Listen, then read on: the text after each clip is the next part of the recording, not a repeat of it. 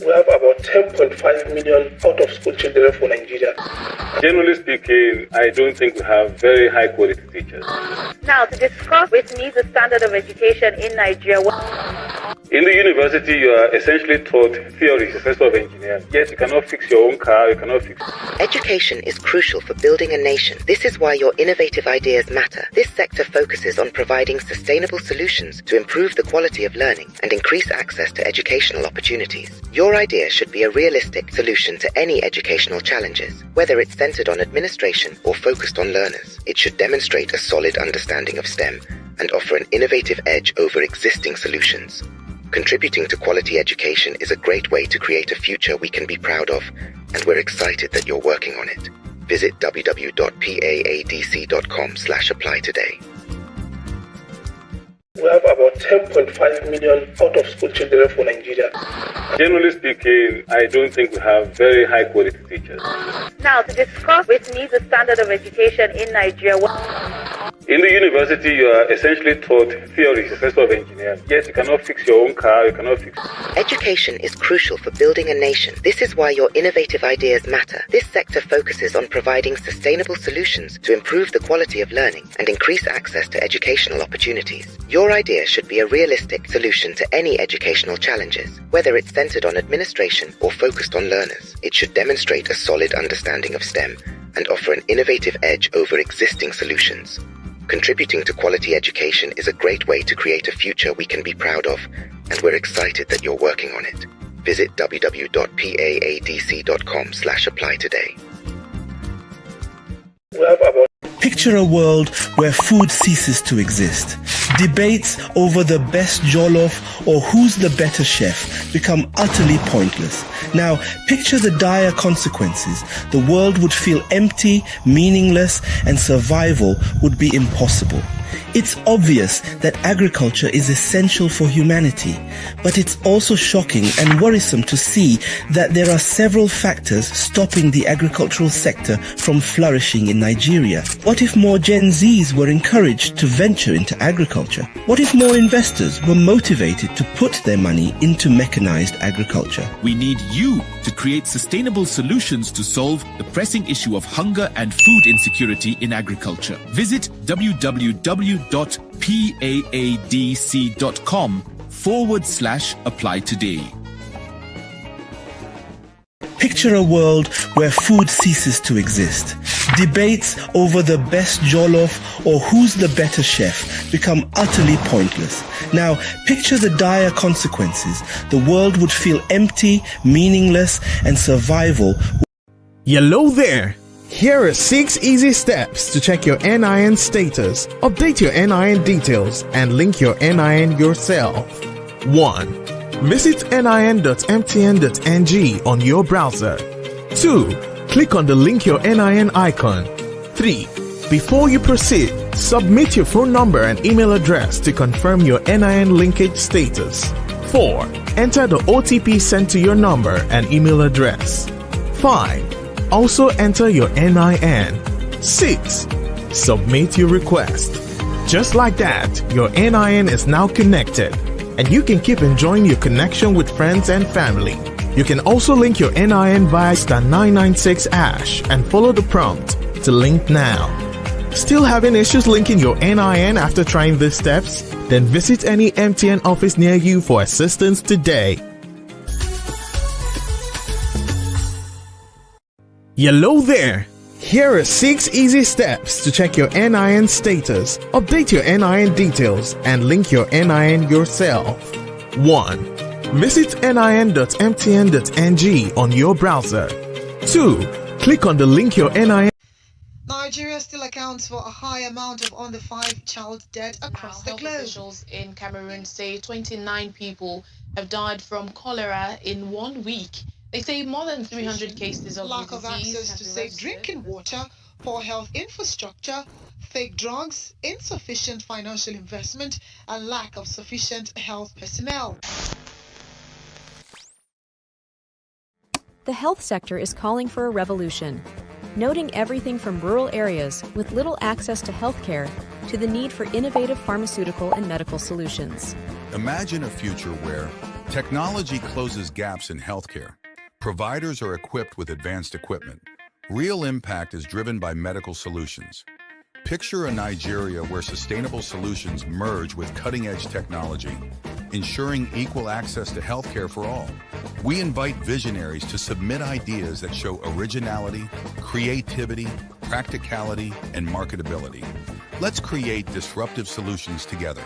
From drug development to distribution and dispensing, your ideas can transform the pharmaceutical sector.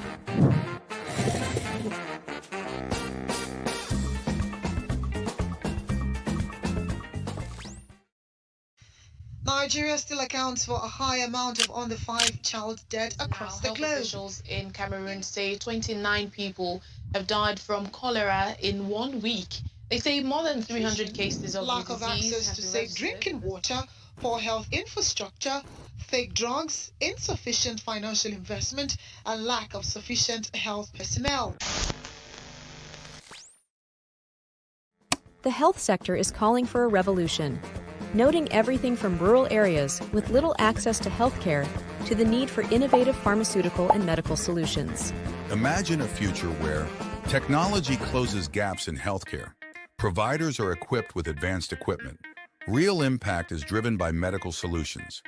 Picture a Nigeria where sustainable solutions merge with cutting-edge technology, ensuring equal access to healthcare for all. We invite visionaries to submit ideas that show originality, creativity, practicality, and marketability. Let's create disruptive solutions together. From drug development to distribution and dispensing, your ideas can transform the pharmaceutical sector.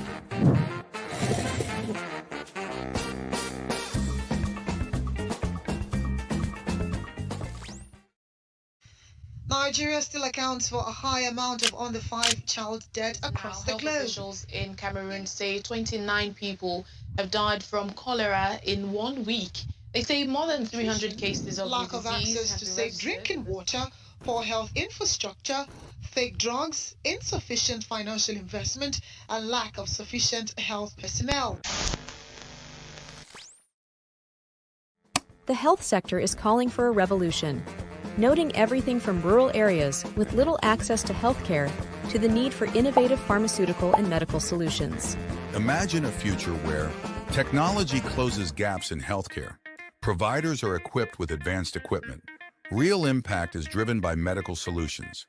Picture a Nigeria where sustainable solutions merge with cutting-edge.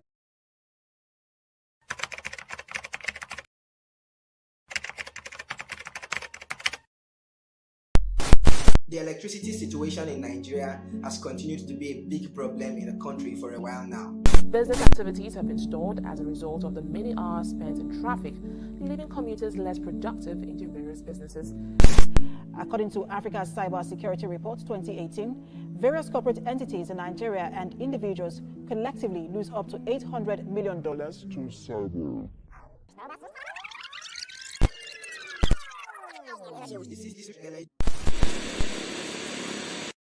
You deserve a brighter future.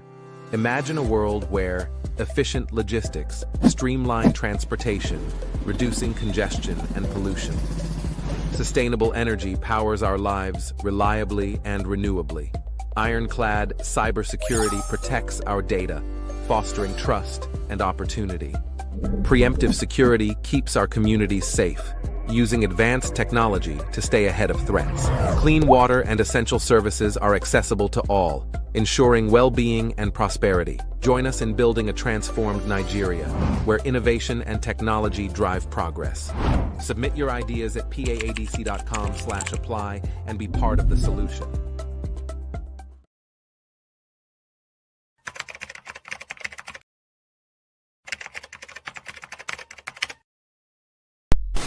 The electricity situation in Nigeria has continued to be a big problem in the country for a while now. Business activities have been stalled as a result of the many hours spent in traffic, leaving commuters less productive into various businesses. According to Africa's Cyber Security Report 2018, various corporate entities in Nigeria and individuals collectively lose up to $800 million to cyber.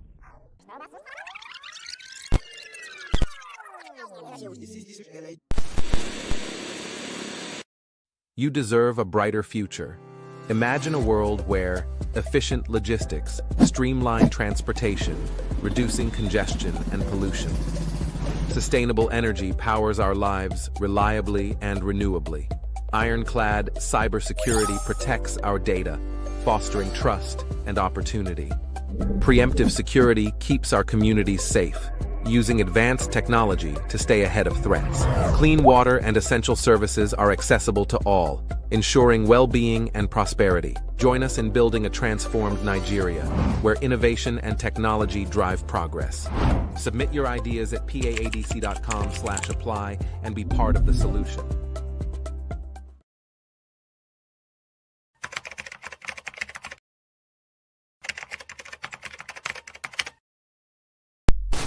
The electricity situation in Nigeria has continued to be a big problem in the country for a while now. Business activities have been stalled as a result of the many hours spent in traffic, leaving commuters less productive in their various businesses. According to Africa's Cybersecurity Report 2018, various corporate entities in Nigeria and individuals collectively lose up to $800 million to cyber.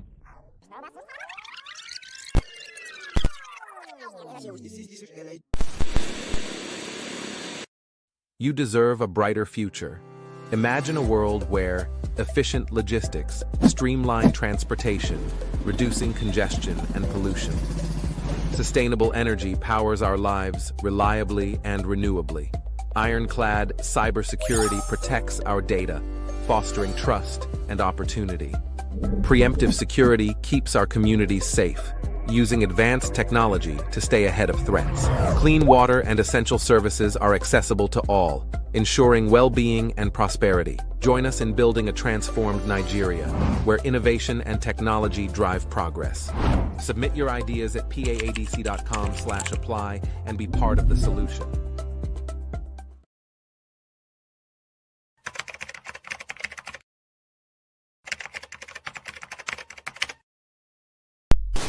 The electricity situation in Nigeria has continued to be a big problem in the country for a while now.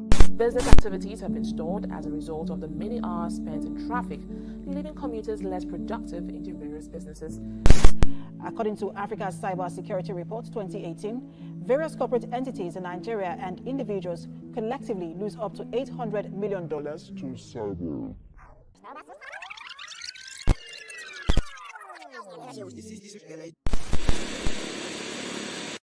You deserve a brighter future. Imagine a world where... Hello there! Here are 6 easy steps to check your NIN status, update your NIN details, and link your NIN yourself. 1. Visit nin.mtn.ng on your browser. 2. Click on the Link Your NIN icon. 3. Before you proceed, submit your phone number and email address to confirm your NIN linkage status. 4. Enter the OTP sent to your number and email address. 5. Also enter your NIN. 6. Submit your request. Just like that, your NIN is now connected, and you can keep enjoying your connection with friends and family. You can also link your NIN via *996# and follow the prompt to link now. Still having issues linking your NIN after trying these steps? Then visit any MTN office near you for assistance today. Hello there! Here are 6 easy steps to check your NIN status, update your NIN details, and link your NIN yourself. 1. Visit nin.mtn.ng on your browser. 2. Click on the Link Your NIN icon. 3. Before you proceed, submit your phone number and email address to confirm your NIN linkage status. 4. Enter the OTP sent to your number and email address. 5. Also enter your NIN. 6. Submit your request. Just like that, your NIN is now connected, and you can keep enjoying your connection with friends and family. You can also link your NIN via *996# and follow the prompt to link now. Still having issues linking your NIN after trying these steps? Then visit any MTN office near you for assistance today. Hello there!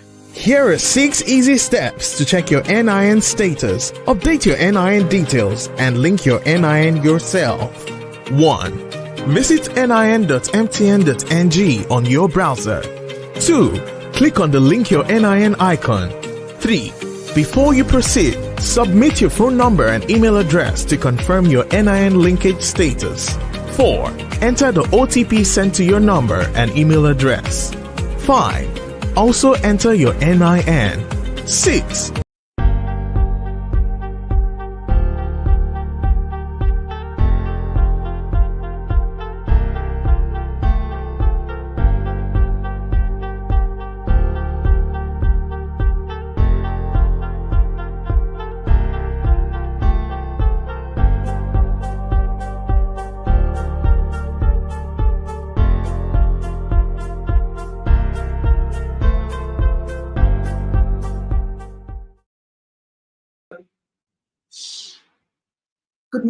Good morning, everyone. Thank you so much for tuning in. Thank you so much for tuning in. Ladies and gentlemen, a moment of silence as we honor our nation with the national anthem.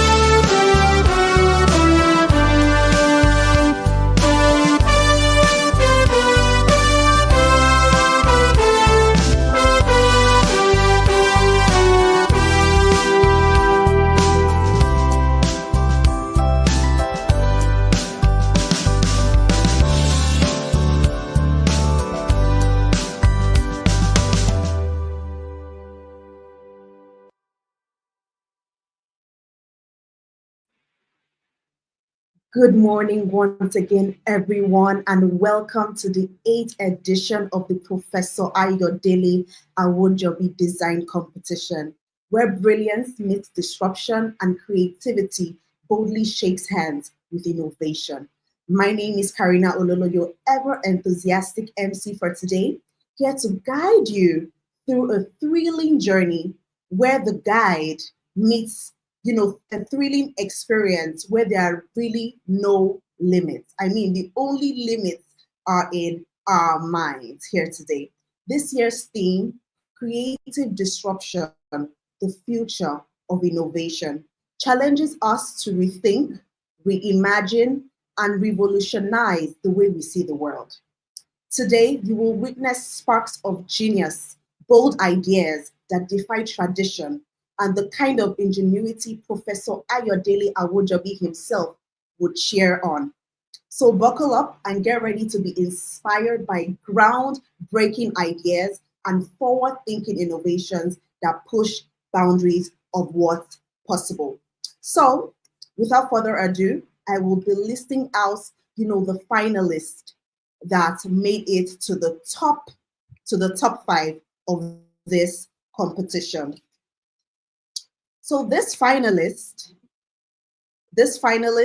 are, I will be calling out their names in this order.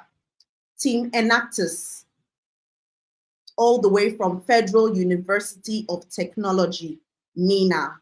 By the way, I have to let you know, these finalists, these top 5 finalists were picked out of the 156 applications the PAADC 8th edition got for this year from over 40 tertiary universities, tertiary industries, then from 5 sectors: agriculture, education, essential services, environmental solutions, and health.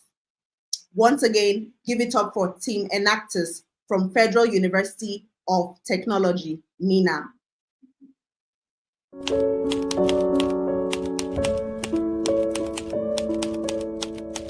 Hi, I'm Emmanuel Ede. Hi, Glory. I'm Rahma Ibrahim. Ibrahim Samuel. A 400 level student studying physics from the Federal University of Technology, MENA. And a member of Team Enactus Foot M.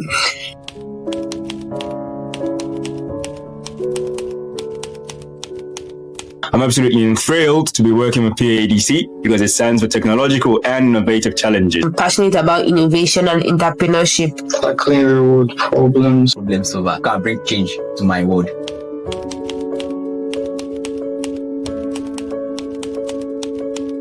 I chose the environmental sustainability sector because I've always envisioned to see a clean and a healthy environment conducive for healthy living.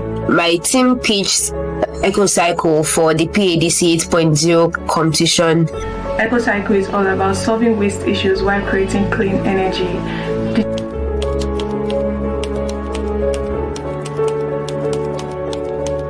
The journey so far has been really exciting and insightful. A mix of fun and hard work.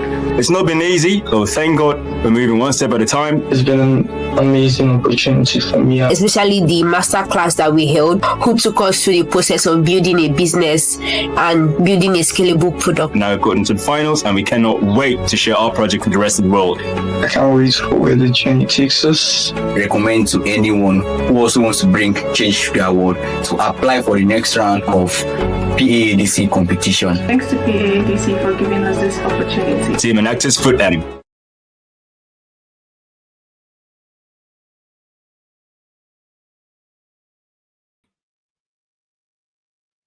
Next team on my list is Team Medherents, all the way from the University of Ibadan. Hi, my name is Unta Chidima and I'm from the University of Ibadan. Hi, I am Olaiwola Olaito from the University of Ibadan. So we realized that PAADC was one of the very few platforms that supported Nigerian students innovators, and especially not just growing them to just be innovators, to also be entrepreneurs. And we really love that. Coming from last year's masterclass till now, and now we've passed the masterclass phase, and as I've decided to apply for PAADC this year to gain more knowledge to use and implement into our startup.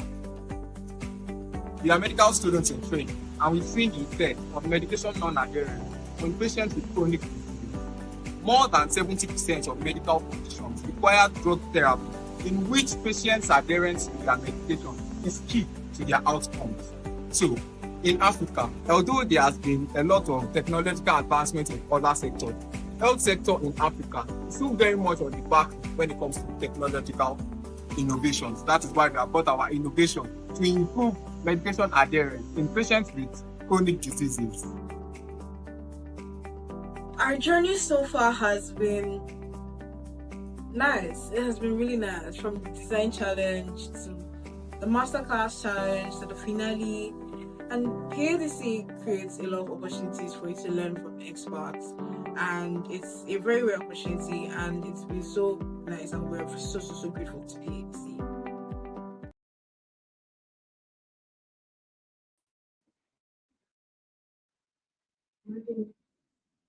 Next up on my list is Team Reprocreate, all the way from Ahmadu Bello. Hello, my name is Abdullahi Karima Ayomidi. I'm a fourth-year medical student at Ahmadu Bello University, Zaria, Nigeria, and I'm the team lead for Team Reprocreate. I'm Awal Aderubi, a sixth-year medical student of the University of Ilorin, and I am a member of the Reprocreate team. My name is Deborah Ojo. I'm a fifth-year medicine and surgery student at the College of Medicine, University of Lagos. I am a member of the team Reprocreate. Faith Sabafeli from Team Reprocreate. I'm a top of the young man that was just students. I'm blessed with that. Reprocreate is an idea that is based on sexual and reproductive health and rights. Nigeria, the giant of Africa, accounts for one of the world's highest incidences of maternal mortality. And our project idea is based on reducing the prevalence of maternal mortality by increasing access to contraceptive prevalence use. Our idea is focused on the health sector, and it is aimed at alleviating maternal mortality in Nigeria. And our idea is centered around sexual and reproductive health and rights, which is aimed at alleviating and reducing the rates of maternal mortality in Nigeria. Our idea is focused on alleviating maternal mortality in Nigeria. My team and I decided to apply for the PAADC because it provides a platform for university students to work on and present their innovative solutions that are addressing social issues while learning from industry experts. We chose the PAADC because it provides opportunity for innovative ideas by undergraduates to be upskilled. We chose to join the Professor Ayodele Awojobi Design Competition because it provides a platform to upskill innovative ideas by undergraduates. We chose to apply at PAADC because it's an innovative way that encourages and helps undergraduates to scale their ideas in this medium. So far, so good. The competition has been going really well. My team and I have been through several rounds of selection and we're currently at the final stage. Major highlight for me was the master classes that we had, particularly the class on product marketing that was taken by industry experts, Franklin. It was a really insightful class and I gained a lot from it. Currently, my team and I are working on implementing the feedback that we got from the industry experts as well as the coaches during the master classes to be sure that our idea and project is refined to enable us better prepare ourselves for the trials. So far, the competition has been going great, and as finalists, we hope to put our all into the last lap to ensure we emerge as winners. And so far, our journey in the competition has been fantastic. So right now, we are at the final lap now. Of course, to be able to do our best to win this competition.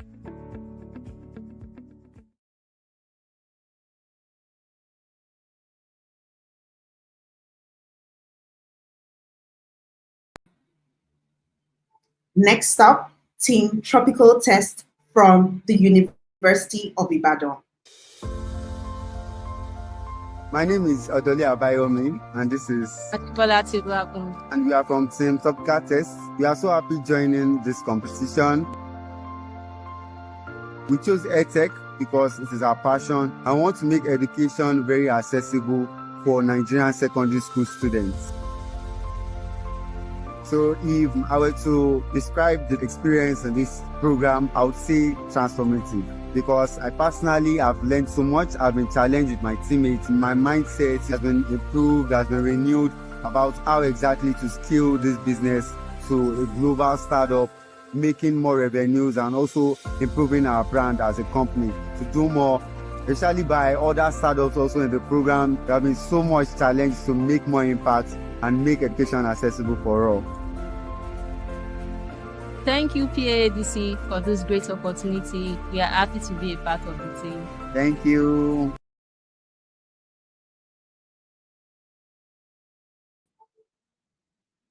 Next up, Team Varsity Edge from University of Ibadan as well. Hi PAADC, I am Chantal Onyebuchi, a 500 level veterinary medical student at the University of Ibadan. Hi, I'm Mulishola Shomiwa, a 500 level medicine and surgery student at the University of Ibadan and also the team lead here at Varsity Edge. Varsity Edge is an edtech startup that uses AI to prepare and guide students on their admission journey. We applied for PAADC as we were seeking mentorship and funding to help expand our startup. Our focus is on the educational sector as we have identified gaps that prevent students from achieving their dreams.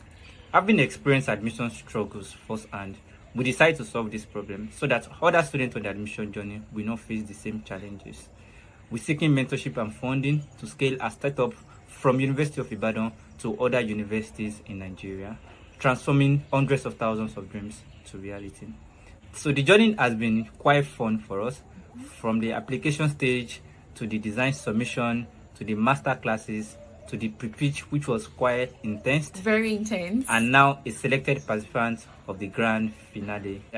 During the master class, we learned about branding and designs. We learned about business model Canva, and we also learned the tips and strategies to fundraise and also meet with investors. The journey indeed has been filled with a lot of transformative lessons that has helped sharpen our focus and clarify the purpose behind Varsity Edge.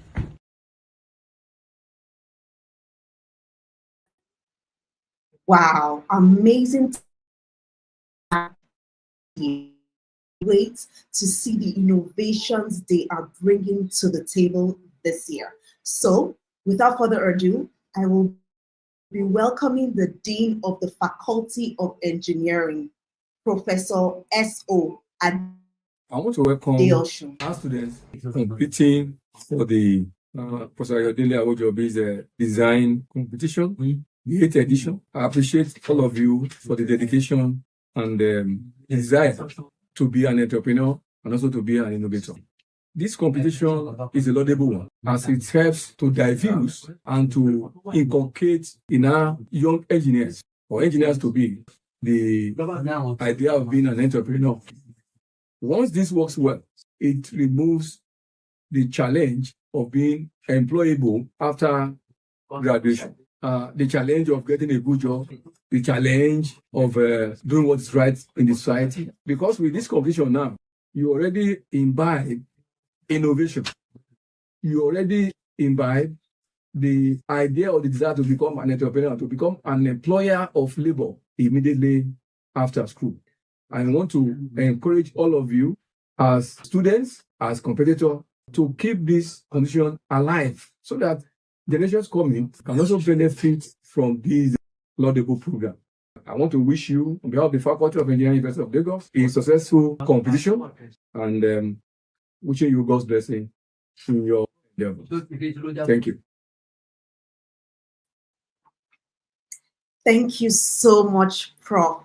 Thank you so much for that, sir. Because indeed, I am so happy that this competition brings out the entrepreneurial spirit in the participants. It is amazing. So next up, I will be calling on the leader, the head of the team that puts together this edition, Nusaiba Fuad Gafar. Good day, everyone. I am Nusaiba Fuad Gafar, and I've had the honor of being the chairperson of PAADC 8.0. Before I proceed, I would like to appreciate our Dean of the Faculty of Engineering, Professor Adeosun, just had his speech just before I came on. I would also like to thank our judges, our masterclass speakers, and everyone who has shown support to us towards this edition. We do not take your support for granted. I know this is not the type of grand finale anyone expected us to have, especially after last year's success. But like the common saying goes, when life gives you lemon, make lemonade. We experienced quite a number of setbacks this year, but the show must go on. So I'm using this opportunity to officially welcome everyone to the 8th edition of the grand finale of the 8th edition of the Professor Ayodele Awojobi Design Competition. Today reflects the unwavering support and commitment that our team has shown through every challenge that we faced. PAADC is special to me, and witnessing the transformative potential of this competition firsthand has inspired me, and being part of this journey, PAADC's journey of growth over the years, has been a rewarding experience. Each year we've raised the bar, and I'm proud of the progress that we continue to make. This year's application numbers are a testament to that growth. For the first time, we received 156 completed applications. This milestone wouldn't have been possible without the tremendous effort from our team, our campus reps, our publicity efforts, and support from our community. To our 5 finalists, I want to extend my heartfelt congratulations to each and every one of you. Your work, creativity, bravery in sharing your ideas are truly commendable. Regardless of the outcome today, remember that PAADC is just one step in a long journey ahead. Keep building, keep refining, and let your commitment guide you forward. Today wouldn't have been possible without the generous support of our sponsors, partners, and well-wishers. Thank you for your continued support. To our dedicated volunteers, I appreciate your commitment to this edition of PAADC. Your contributions have been essential, and I appreciate the role each of you have played in making this event a reality. A special thank you goes to my fellow SR members. Our collective efforts since May have led us to this point. I know this isn't how we envisioned closing out this edition, but I'm happy to have taken this path with you all and your support. To everyone tuned in right now, get ready for an incredible experience. It might be different from what you know, but it's still going to be amazing and exciting. So sit back, relax, and enjoy the program. Wow, thank you so much, Nuseba. Indeed, you have set the bar again. And like you said, we're about to indeed meet the Jimmy Neutrons. So next up, I will be calling on the ULES president for his speech. Solomon Madrafo, you have the floor. Good morning, distinguished guests, esteemed judges, valued sponsors, and my fellow students. It is both an honor and a privilege to address you today at the grand finale of the Professor Ayodele Awojobi Design Competition, PAADC 8.0. This year, as of other years before, we proudly celebrate the legacy of Professor Ayodele Awojobi, a visionary whose contributions to engineering and education continue to inspire generations. He was a man who dared to think differently, a trailblazer who embodied the spirit of innovation and disruption. His legacy lives on through his competition, which challenges young minds to push boundaries and redefine what is possible. The theme for this year's competition is Creative Disruption, the Future of Innovation. This is both timely and thought-provoking. This year's edition in particular has challenged us to look beyond conventional solutions and embrace creativity as a cornerstone of innovation. As engineers and problem solvers, we must disrupt the status quo to create solutions that not only address today's challenges, but also shape a better future. This year, we also achieved a milestone worth celebrating.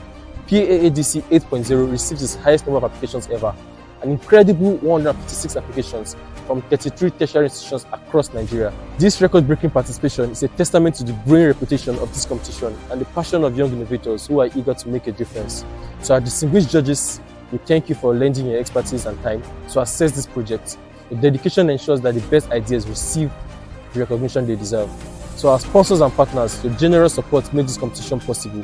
Thank you for believing in the potential of young engineers and investing in our growth and our development. To our top 5, congratulations on making it this far. Out of 156 applications, you stand here today as finalists. This is a testament to your hard work, your creativity, and your determination. Whether or not you win today, you have already set yourself apart as innovators and future leaders. Finally, I encourage us all to embrace the spirit of this event. Let us celebrate the courage to think differently, determination to solve problems, and the drive to disrupt for good.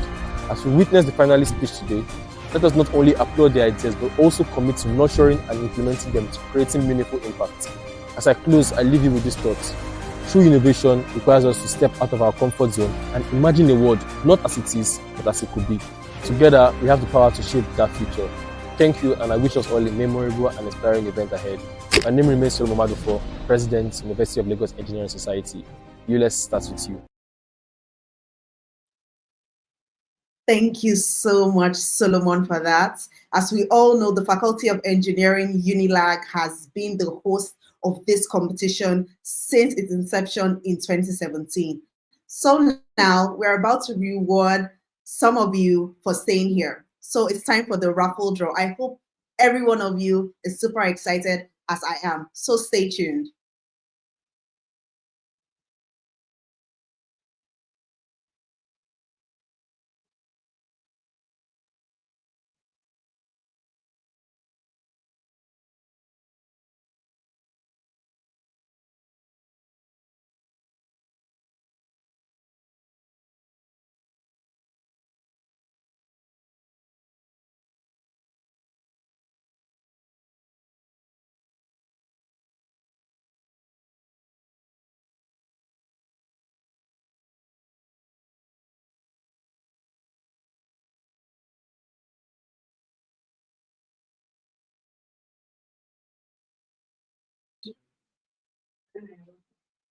All right, so time for our raffle draw. So now I'm going to click to spin that wheel now. So if your number appears, you are actually a winner. And so if your number appears, you are going to reach out to Olamide, which is in the private chat. So if you go to the private chat, you are going to see her number there. So text Olamide with your name and she would give you your prizes. So let's go. Spinning. I can't wait. Who the winner will be. We are just going to pick 5 and they're going to walk home with air time. So what number 167? Are you on this call? Good. Please text Olamide. I hope you're staying attentive so you do not miss your numbers. Next spin, please.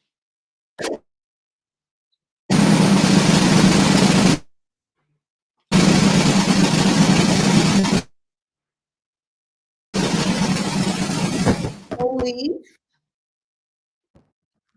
143. Please text Olamide to redeem your airtime.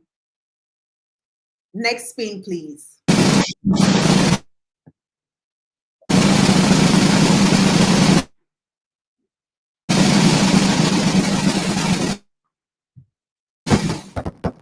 Ooh, number 5. So please, you know what to do. Text Olamide. Her number is on the screen. Please reach out to Olamide to redeem your prize. Please spin the wheel. Please stay attentive to make sure your network is strong. Ooh, 25. So 25, if you have the number 25, please reach out to Olamide to redeem your prize. Please spin my wheel and let me get the final winner.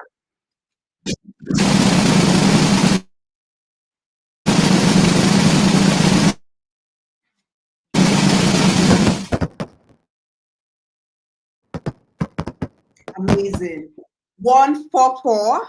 That's my final winner for this raffle draw. Please reach out to Olamide to redeem your prizes. Thank you. So we have come to the end of this raffle draw, but it's really not the end, I mean. So please stay tuned. So now, if you all know, and if you've been here for quite some time, you know that things are already steaming up, right?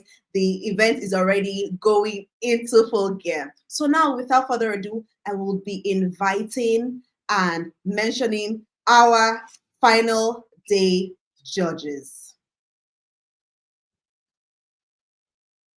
I will be bringing up Bemisola Ladipo, who is the head strategy and product management of LSETF.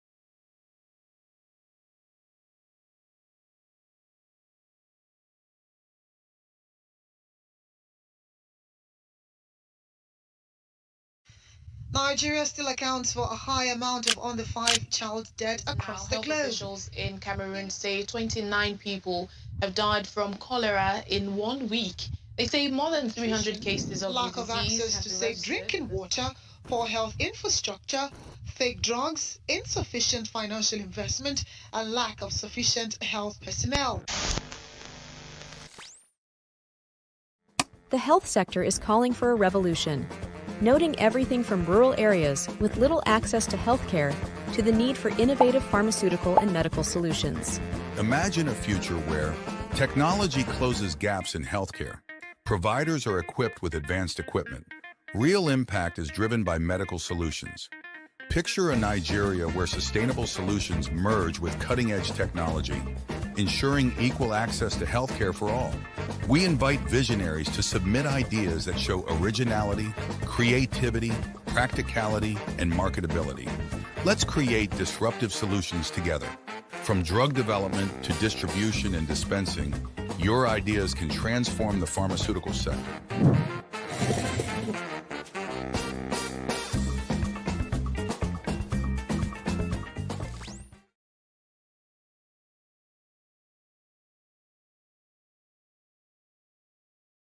Picture a world where food ceases to exist.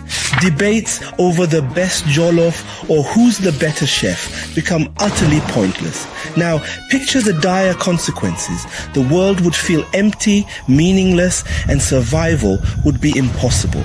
It's obvious that agriculture is essential for humanity, but it's also shocking and worrisome to see that there are several factors stopping the agricultural sector from flourishing in Nigeria. What if more Gen Zs were encouraged to venture into agriculture? What if more investors were motivated to put their money into mechanized agriculture? We need you to create sustainable solutions to solve the pressing issue of hunger and food insecurity in agriculture. Visit www.paadc.com/apply today.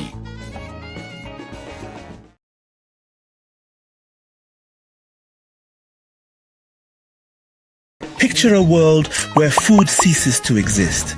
Debates over the best jollof or who's the better chef become utterly pointless.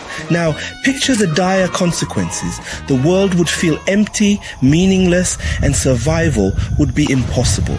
It's obvious that agriculture is essential for humanity, but it's also shocking and worrisome to see that there are several factors stopping the agricultural sector from flourishing in Nigeria. What if more Gen Zs were encouraged to venture into agriculture? What if more investors were motivated to put their money into mechanized agriculture? We need you to create sustainable solutions to solve the pressing issue of hunger and food insecurity in agriculture. Visit www.paadc.com/apply today.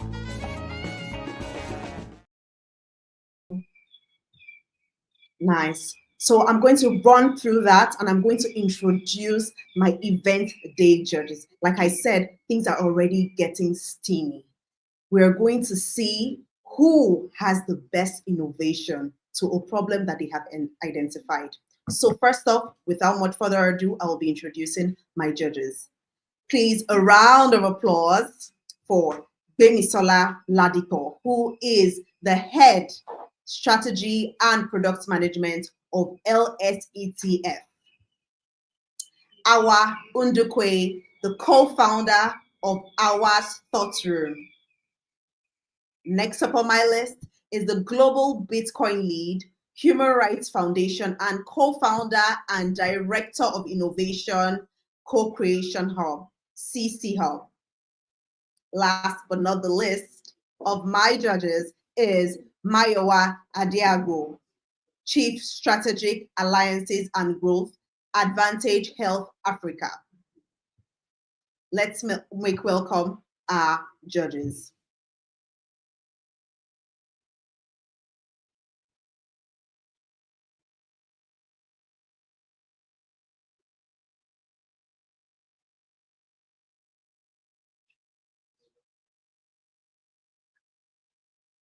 Our event day judges are set. Our participants are set. Thank you so much. So now, like I said, the event has entered full gear. Be attentive, stay attentive, and I hope our teams are ready for their pitches. I hope they are ready for our pitches because, I mean, like our prof said, they are literally entrepreneurs. They have spotted a problem, and now with their innovative minds, they have brought solutions that we are going to see. One thing I love about this design competition so much is the energy that comes with it. Young people, young minds bringing solutions to problems. It's amazing. It is amazing. So first on my list, I hope the groups are ready.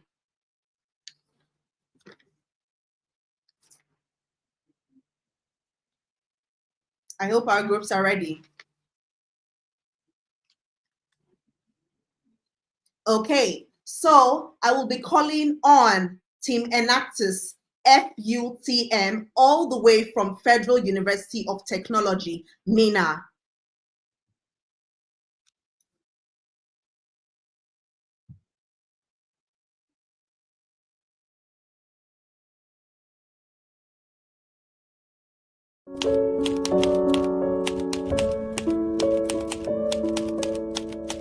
Hi, I'm Emmanuel Ede. Hi, Glory.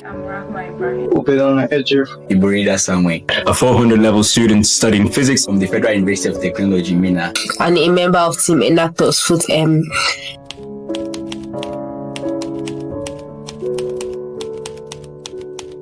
I'm absolutely thrilled to be working with PAADC because it stands for technological and innovative challenges. I'm passionate about innovation and entrepreneurship. Tackling real-world problems. Problem solver. Can bring change to my world.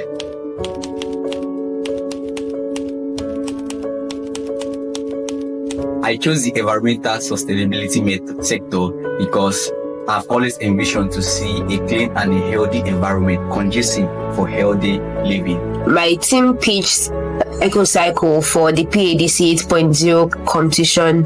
EcoCycle is all about solving waste issues while creating clean energy.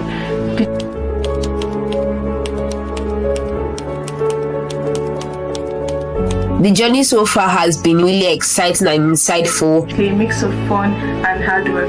It's not been easy, but thank God we're moving one step at a time. It's been an amazing opportunity for me. Especially the masterclass that we held, who took us through the process of building a business and building a scalable product. Now we've gotten to the finals and we cannot wait to share our project with the rest of the world. I can't wait for where the journey takes us. Recommend to anyone who also wants to bring change to their world to apply for the next round of PAADC competition. Thanks to PAADC for giving us this opportunity. Team Enactus, FUTM.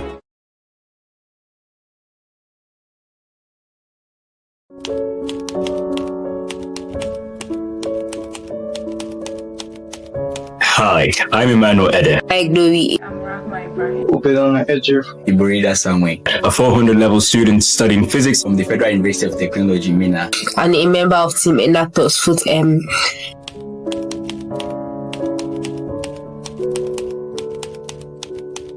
I'm absolutely thrilled to be working with PAADC because it stands for technological and innovative challenges. I'm passionate about innovation and entrepreneurship. Tackling real-world problems. Problem solver. Can bring change to my world.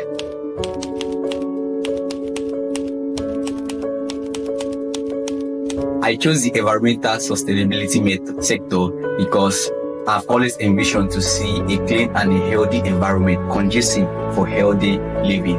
My team pitched EcoCycle for the PAADC 8.0 competition. EcoCycle is all about solving waste issues while creating clean energy.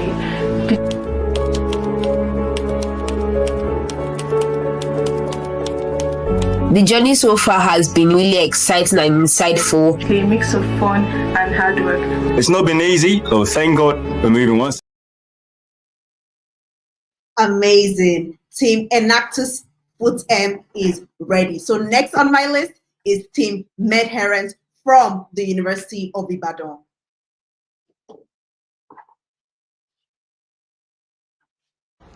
Hello everyone, I'm Musa Chiduma, co-founder of Medherents. And I am Olaiton, co-founder. Welcome to the future of medication adherence, where we are transforming the way patients manage their health, one dose at a time. 8 years ago, my father was diagnosed of hypertension. He wasn't taking his drugs like he was meant to. was only taking his drugs when he felt the symptoms. 1 year later, due to mismanaged hypertension, my father developed chronic kidney disease as a complication of hypertension. Even with this diagnosis of chronic kidney disease, he wasn't taking his drugs like he was meant to, leading to so many more complications, treatment failures, frequent hospitalizations that left the family devastated emotionally and psychologically, and led ultimately his death December 2023. Did you know that 64.9% of the Nigerian population has a chronic disease? 50% of this population are non-adherent to their medications, leading to 250,000 deaths, 1.4 million hospitalizations, and 300 billion naira wasted in healthcare every year. We carried out a user research in August 2023, and from that research, we inferred that the 3 major reasons why people are not adhering to their medications are: 1, the user is busy, so they forget to take their medications; 2, the user have no motivation to take their drugs because they have to take the drugs every day to survive; and 3, they don't have money to buy their medications. These lead to increased healthcare costs due to the complications that they face and they have to treat, hospitalizations which affect their family members, treatment failures due to drug resistance, and also their death.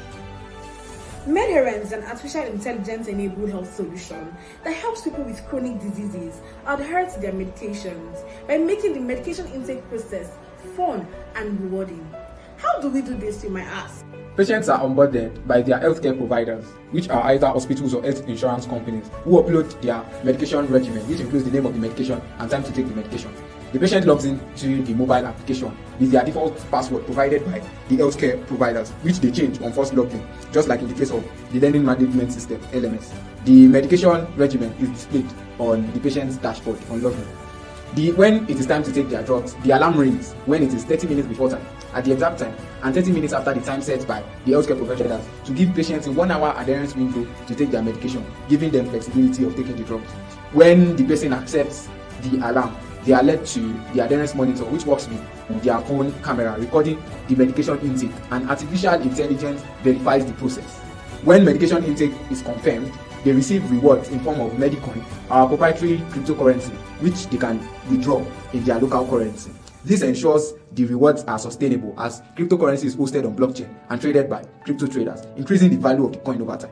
Their medication adherence data is then transmitted to their healthcare providers in real time for proper follow-up and counseling if need be. Why adherence, you might be asking? With us, medication adherence is visually confirmed, thereby increasing the accuracy of medication adherence data. Patients earn rewards for medication adherence, and there is reduction in the development of complications and even drug resistance, meaning there is less spent on healthcare by both the family members and insurance companies, and in the end, everyone wins. Our target audience are Nigerians between the ages of 18 to 60 that have chronic diseases and a smartphone. In the long run, we plan to scale globally, so our total addressable market value is $19.8 billion annually, based on people in the world between 18 to 60 who have chronic diseases and smartphones. Our serviceable addressable market is $549.6 million annually, based on Nigerians between 18 to 60 who have chronic diseases and a smartphone.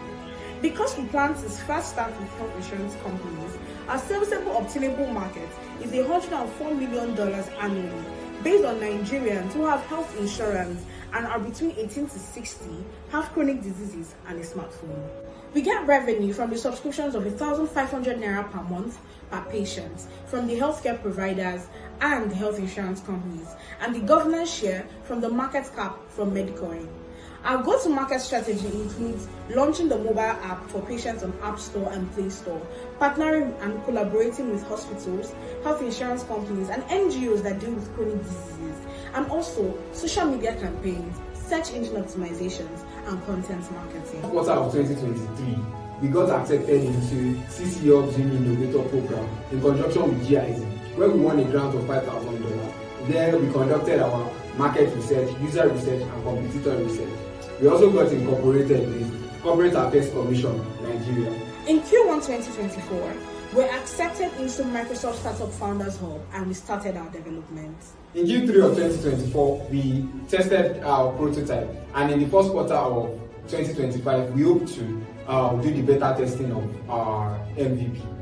With the funds gotten from PAADC, we plan to channel 20% into marketing, 20% into product development, 35% into talent recruitment, 5% into legal, and 20% into operations.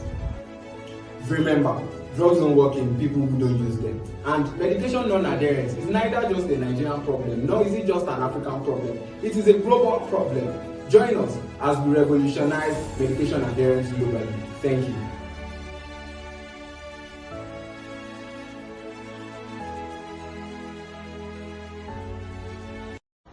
Hello everyone, I'm Musa Chiduma, co-founder of MedHerence. And I am Ola Iton, co-founder. Welcome to the future of medication. Thank you so much, Team MedHerence, for spotting that global problem. So now, back to our judges. Judges, you have the floor. Do you have any question for Team MedHerence?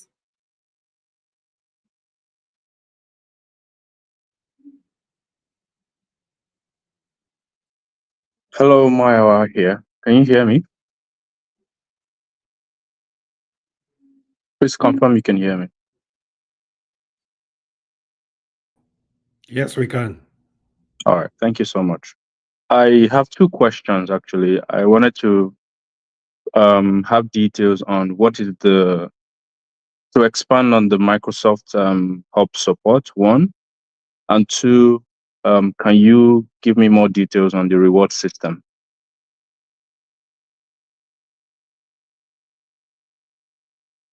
Mr. Mayowa, thank you, sir. But the finalists, they would answer the questions after their presentations because we have another, but I hope they got the question. Mr. Mayowa, please, could you repeat your question? All right, two questions. One, I want to know details regarding the reward system because she mentioned that the patients will get rewarded for using the app. One, two, and I wanted more details around the collaboration with Microsoft. MedHerence, I hope you got that. Judges, please, do we have any more questions for Team MedHerence?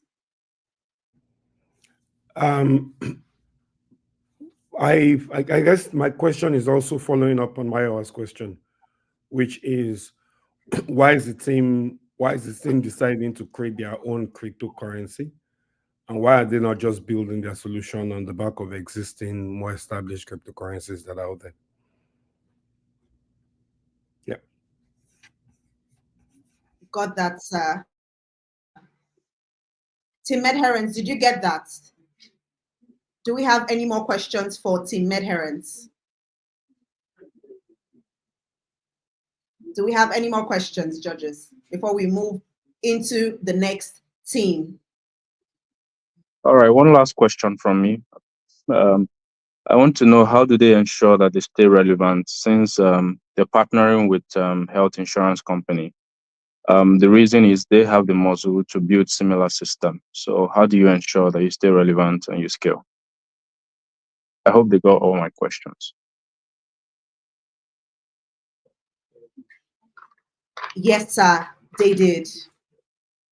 I will be calling on the next team, Team Varsity Edge from the University of Ibadan, for their pitch.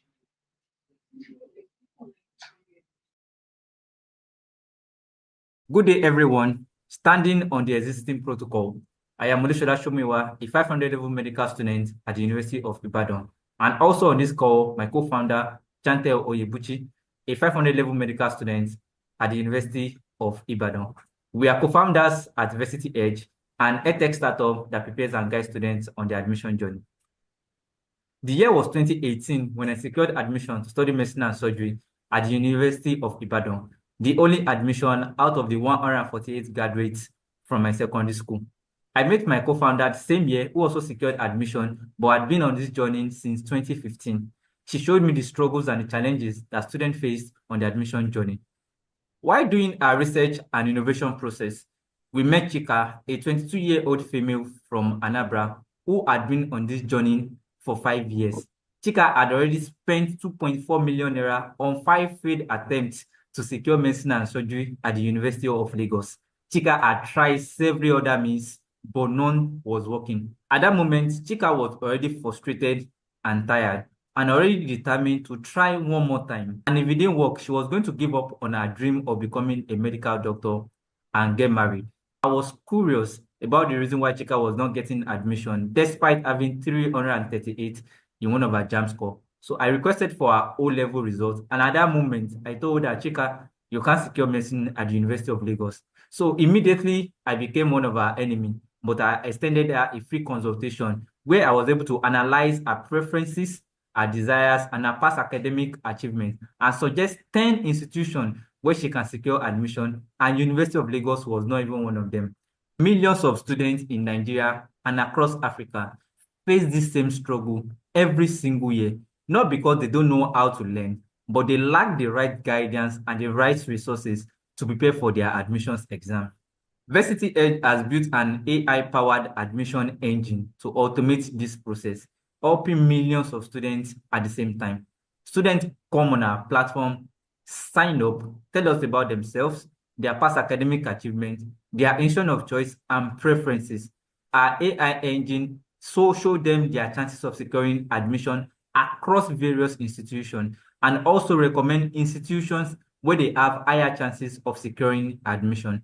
When they decide, they can join one of our 3-month accelerator-like program where they can attend daily life classes, receive study materials, clarify their doubts, and do mock exam that show them their weaknesses and provide targeted support before the exam day. Here is a demo of how it works.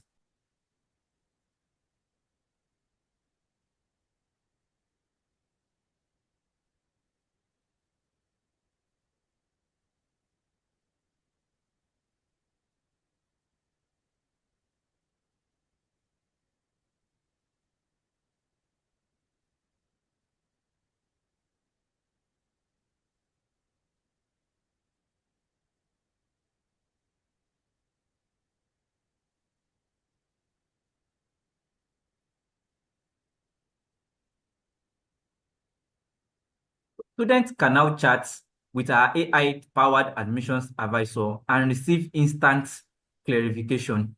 This feature is being integrated into USSD so that students can access it regardless of their location or internet access. Our solution is not just for urban students with high-speed internet. We are building a mobile-first platform with offline capabilities so that students can access our platform whether they are in Lagos or Maiduguri on 2G or 5G. What you are seeing already helped 139 students secure admission at the University of Ibadan and generated 3.2 million naira in 12 months. These are students who had been on this journey and have failed attempts 2, 3, or even 4 times before joining Varsity Edge. Traditional tutoring costs between 20,000 naira and 100,000 naira, with traveling risk and accommodation costs with an uncertain success rate. We charge 8,000 naira, just like Chika, who already spent 2.4 million naira on 5 failed attempts and paid 32,000 naira to secure admission with Varsity Edge. Our AI-powered engine predicts student success rates in real time with an accuracy of 87% based on their past academic achievements, their mock results, and their assignments on our platform.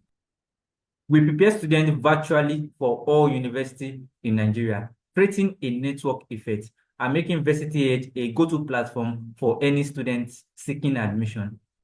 With our unique approach, we are positioned to capture a 750 billion naira market with an opportunity to expand to other African markets.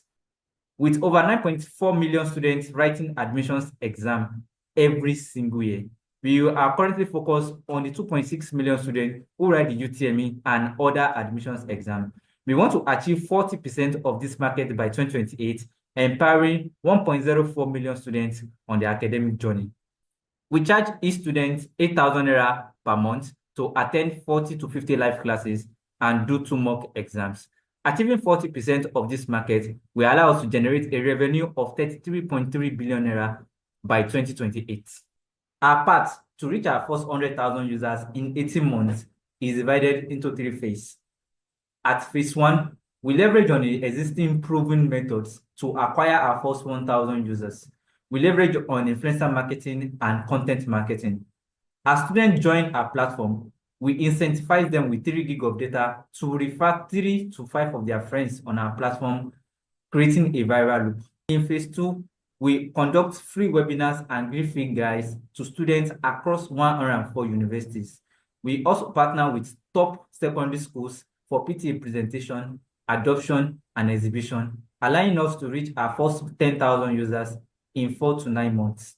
Phase 3, we'll partner with CSR initiative and community leaders to allow underserved students use our platform for free. We will also exhibit in strategic location and do social media advertisements, helping us to drive our first 100,000 users in 18 months. We don't just understand the problem, we have lived it, solved it, and are now scaling these solutions with technology and mentorship. I, Chantal Onyebuchi, have personally failed 3 times before I secured admission. I have mentored over 700 students on this journey since 2021 and created the mentorship framework that maintains over 85% student engagement on our platform. Olushola, a MasterCard entrepreneur and AI certified from Stanford University, built AI algorithms that helped 139 students gain admission. Our frustration turned into a mission to ensure no student faces the same struggle. We also have as an advisor the former Vice Chancellor of the University of Ibadan, who gives us expert advice and helps in securing partnerships. In the next 3 months, we are taking our proven model to 1 to 25 universities, launch our predictive engine, and acquire our first 1,000 users. By month 9, we'll be in 104 universities and secure partnerships with 100 top secondary schools, acquire our first 10,000 users, and build our technology to handle this scale. In months 10 to 18, we will optimize our penetration and reach our first 100,000 users and 2.25 billion naira ARR while preparing to expand to other African markets.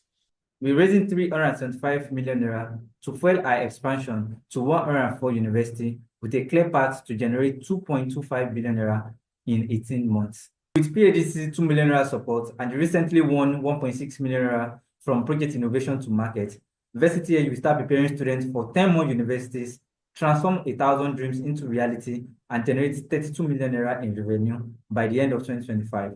Join the movement, transforming Nigerian student dreams into reality. Thank you.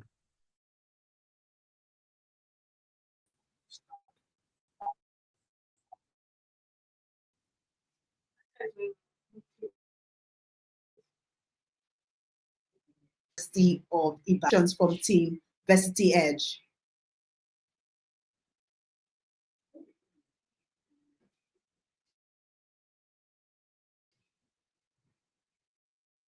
Sorry, we lost you for a bit. Maybe it's my internet. What did you say?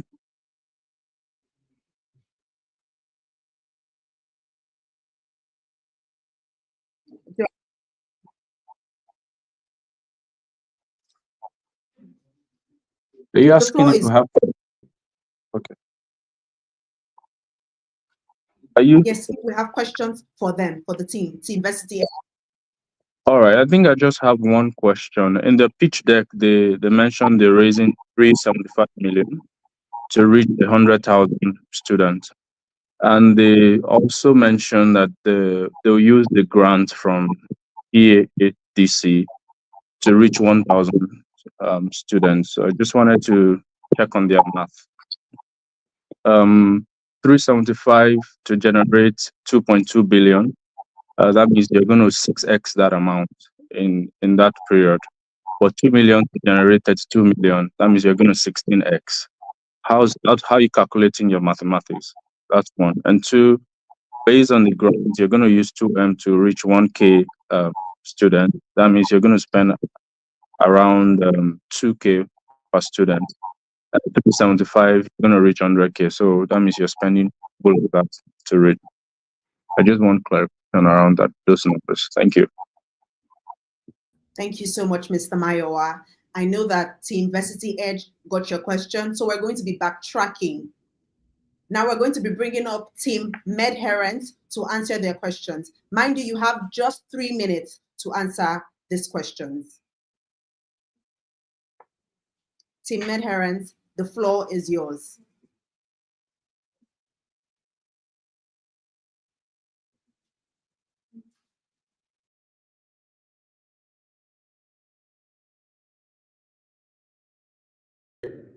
Am I audible? Okay. So, good morning, everyone. Olaiwola Olaito from Team Medherent. So, I'll be taking the first two questions. I think the first one is about the Microsoft Hub support. So,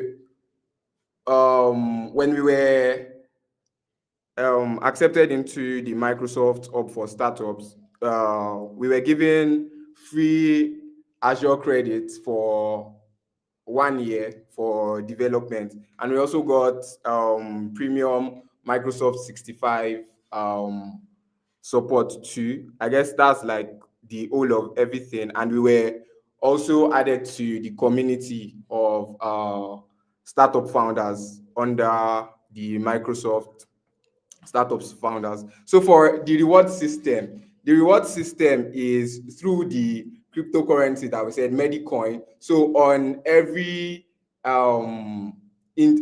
confirmed drug intake, they are going to get a specific amount of Medicoin, which after the end of a full progress bar, I don't know if you noticed that in the prototype that was displayed, there's a progress bar that gets filled up for like 30 days. So on completion of one progress bar, the Medicoin can be redeemed as cash.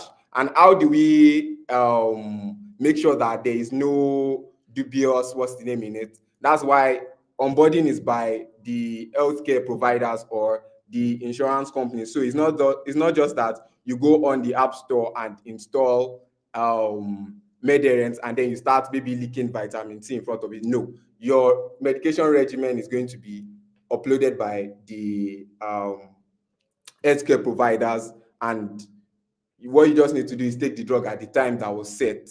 So, and that is it. So Chidima is going to come up now to answer the remaining two questions. Okay, so on the question on why are we building our cryptocurrency and not off another cryptocurrency, we are building our cryptocurrency off an existing blockchain.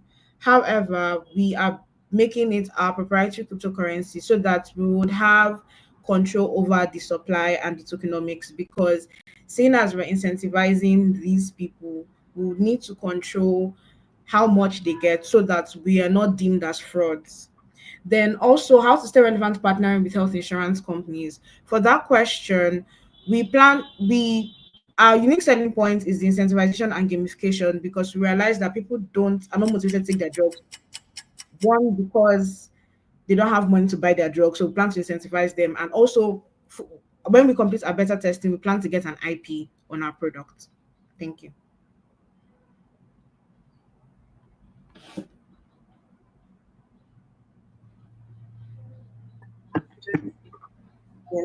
Yes. Thank you so much, Team Medherent. Judges, were the questions answered? Judges, the floor is yours.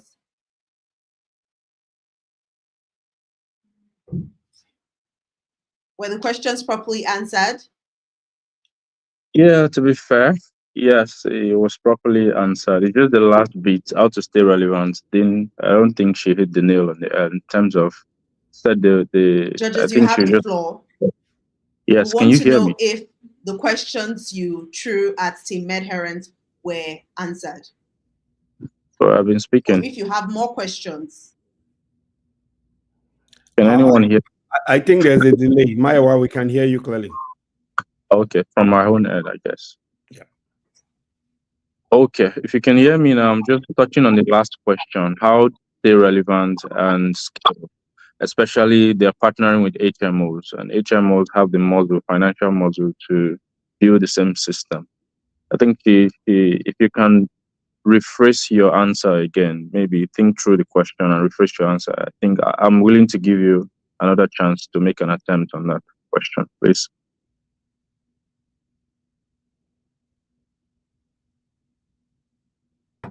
Bring me on. Team Medherens, you've been called on to answer your question again. Okay, so like I said before, how we stay relevant, we plan to based on our beta testing, we plan to take user feedback to reiterate to fit the users more. That's one. And two, like I said, our unique selling proposition is the fact that we understand the major reason why people are not adherent to their medication. One of the major reasons is because they don't have money to finance their health. That's why we put in the incentives into our business model, so that as they are taking their medications, they are incentivized. This gives them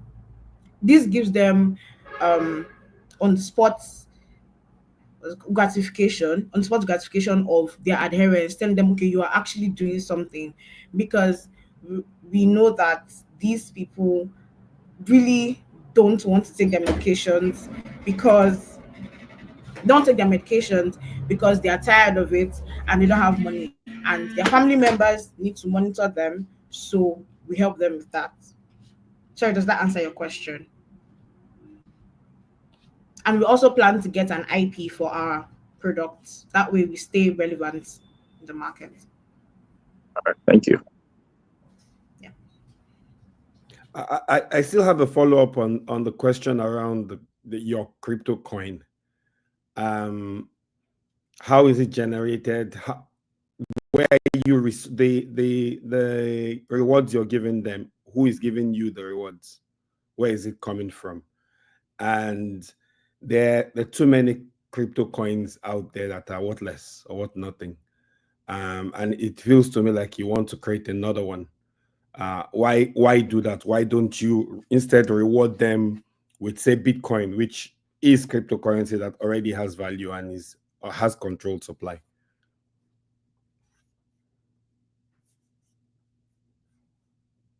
Okay, so the reason why we're using our own cryptocurrency is because with other cryptocurrency, we don't control the supply and we don't control the tokenomics. That's why. And to build the cryptocurrency, we're building it off an existing blockchain. We're just building our own cryptocurrency.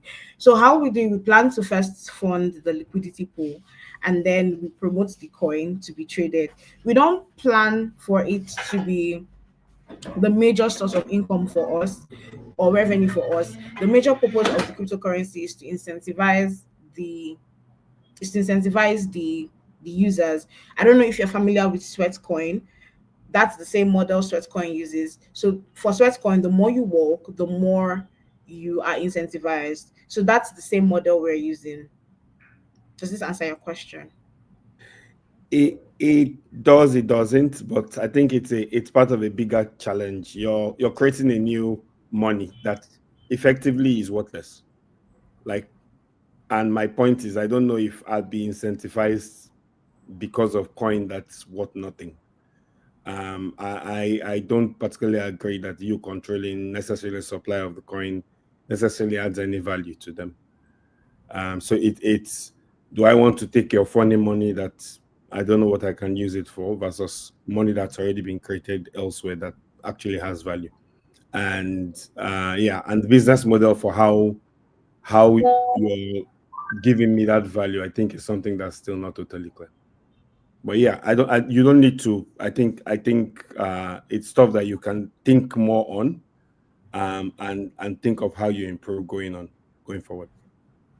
Thank you very much.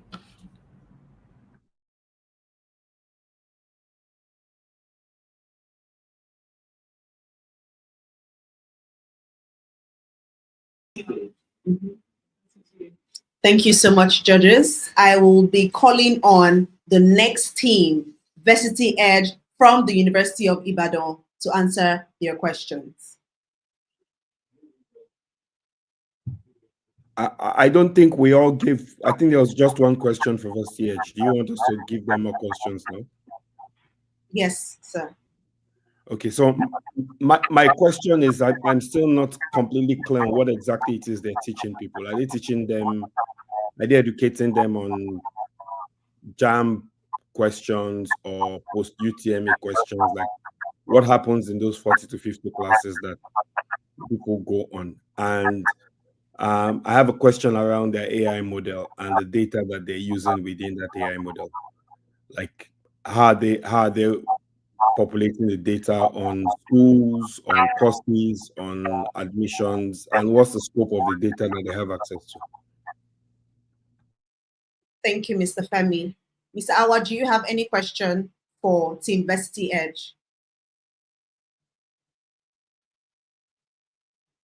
Mrs. Bemisola, do you have any question for Teamversity Edge? All right, ma'am. Okay, so Teamversity Edge, you have the floor to answer Mr. Femi's question.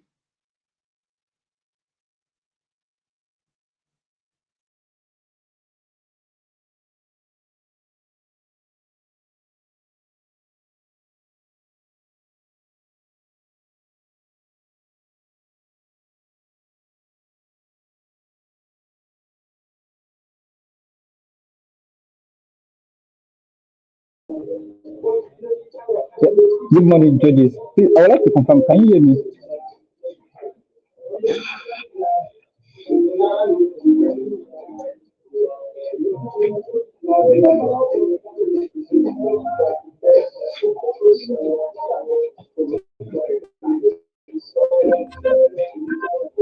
Okay, yeah, good morning. Concerning your question that you asked, good morning, I'm Mauricio Shemiwa, the team lead at this period. So concerning the question of how do we plan to use 325 million naira to generate 2.2 billion naira, and how we plan to use 2 million naira to generate 32 million naira. Yeah, what we plan to do is actually, by the time we receive the grant, the 2 million naira grant from PAADC, we first plan to target the most popular universities. I mean, the universities with the highest traffic. Schools like University of Lagos, University of Abuja, University of Ilorin, University of Nigeria, so and the like. So we use the similar to expand, and then we can generate our initial revenue, which will be reinvested back into the business to expand to other universities. But if we're able to raise the fund on a larger scale, which is the 325 million naira, we'll be able to go into one of the universities that we plan to expand to in 2024. So that's our logic about that one. On the other aspect of the AI model, we actually have our historical admission data that we collected across universities, across students from the university and across universities themselves, so that we used to train our AI, then bringing in our AI generative model into it to be able to assist students with their chances of securing admission across various universities, telling them their chances, so and showing them their chance of getting admission across even universities they don't know about. Thank you.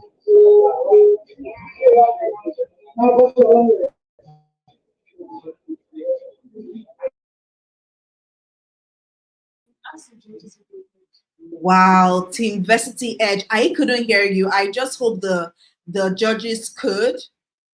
Judges.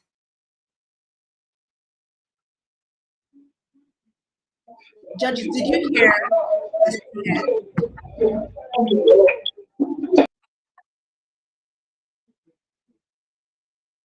Can you confirm you can hear me? Can you hear me?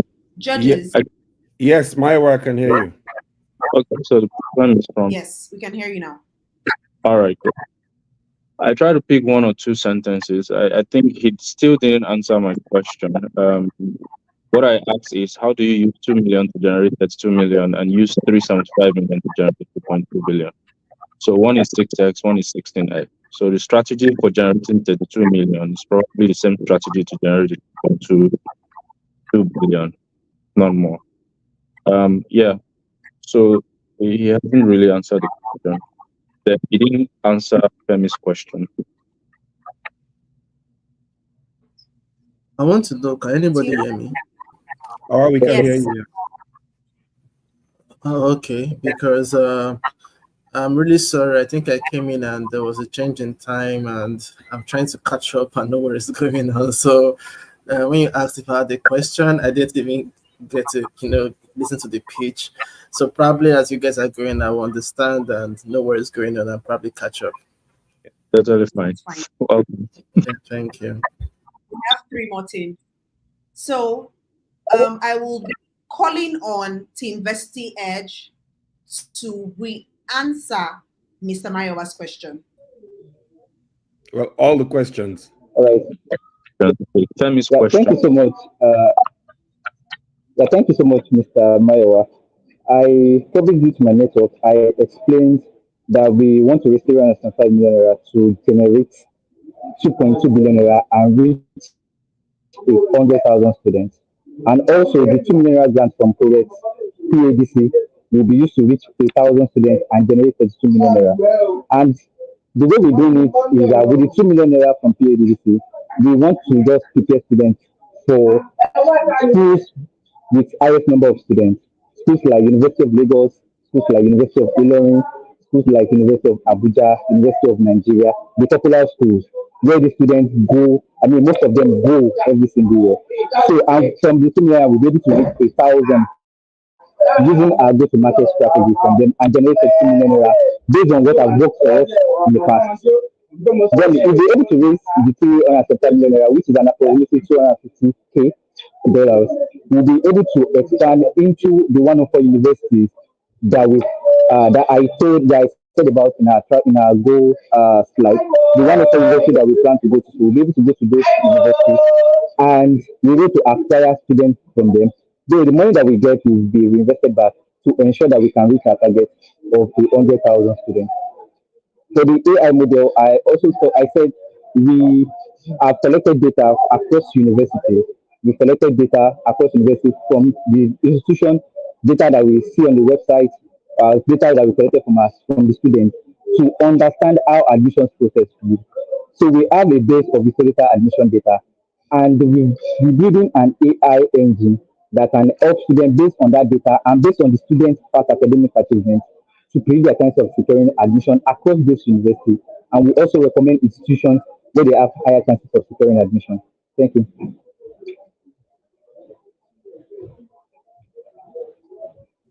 I had the first question. So when you say you're doing 40 to 50 classes, what exactly is happening in those classes?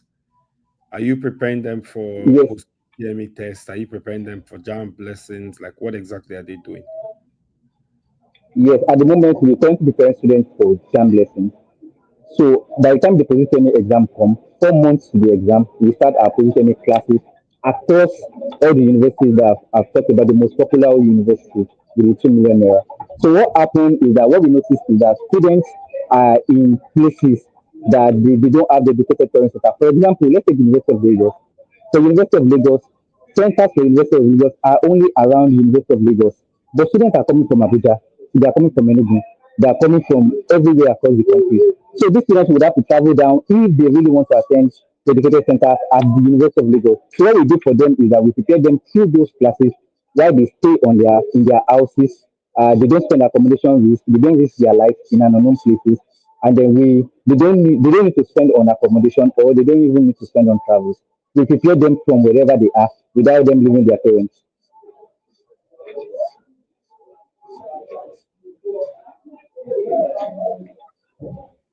Thank you, Alicia. Thank you. And Team Vesti. 8,000 naira for a student. How you make money?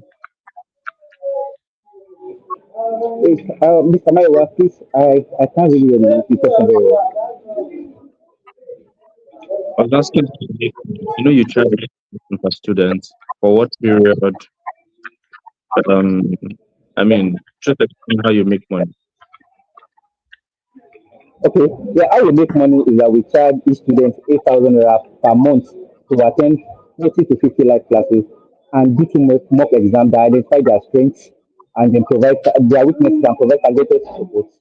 So now, what we noticed from our data is that students stay on our platform from the program that we've run, the University of Ibadan, the UK program we run in the past. We have on our platform for a minimum of 4 months. So 8,000 naira per month from 4 months will actually allow us to generate a lifetime value of 32,000 naira per customer per year. And then we're also projecting that by 2028, we'll be able to achieve 40% of the market, which is approximately 1.04 million students, be able to achieve 33.3 billion naira in revenue by 2028.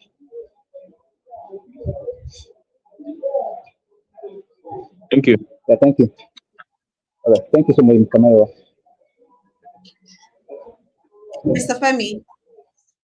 Mr. Femi, were your questions answered by Team Vesti Edge? Yes and no. They're more. They've actually raised more questions than answers, to be honest, because academic lessons is one part of the equation of how people get into university, but then there are other factors, and I'm still not clear on how they're getting constant stream of data, what exactly that their AI model is doing. Is it simply using statistics to say these are the chances of entering universities, and how that plays, like what that converts really into in terms of actually helping students get into university, I'm not clear on. But even the information and data they're talking about also changes with time. And I still don't know how exactly they, like, do they have API access? Do they have, how they get, like, how they getting that data constantly is not clear. But yeah, they're early in the solution. I get a sense of what they're trying to do. I'm not 100% convinced that it actually delivers on what they're trying to do. All right, thank you so much, Mr. Femi. Team Vesti Edge, I hope you got that. But unfortunately, we will not be giving you the floor to answer those questions. So we'll be going right into the next agenda of today, and which is our second raffle draw. Stay attentive. If your number is called, feel free to text Olamide. Her number is on the screen to redeem your prizes. We'll be giving out 3 PAADC matches and 2 child deck gift cards. So spin my wheel, please.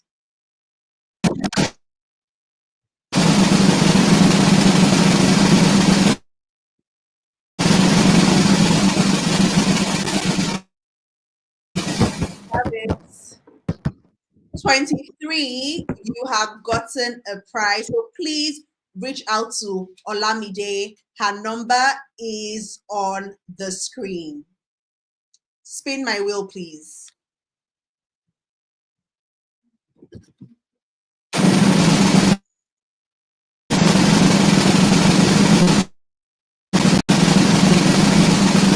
With a PAA. Wow, 215. If your number is 215, please contact Olamide. Her number is in the screen to redeem your prizes. Spin my wheel, please.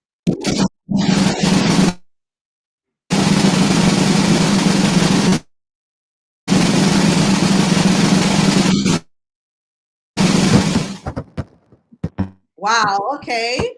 214, you've gotten yourself a PAADC match. Please feel free to text the number on the screen to get your prizes. Spin my wheel, please.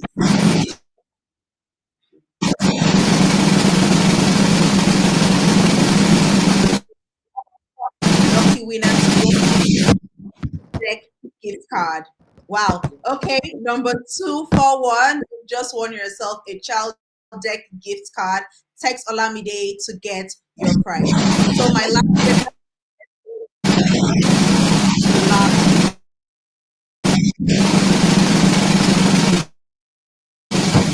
who is going to so 202, text Olamide to redeem your child deck gift card. You'll definitely need that. I mean, who wouldn't? Okay, so we're going back into the event. So I'm going to be calling on Team Enactus Foot M for their pitch.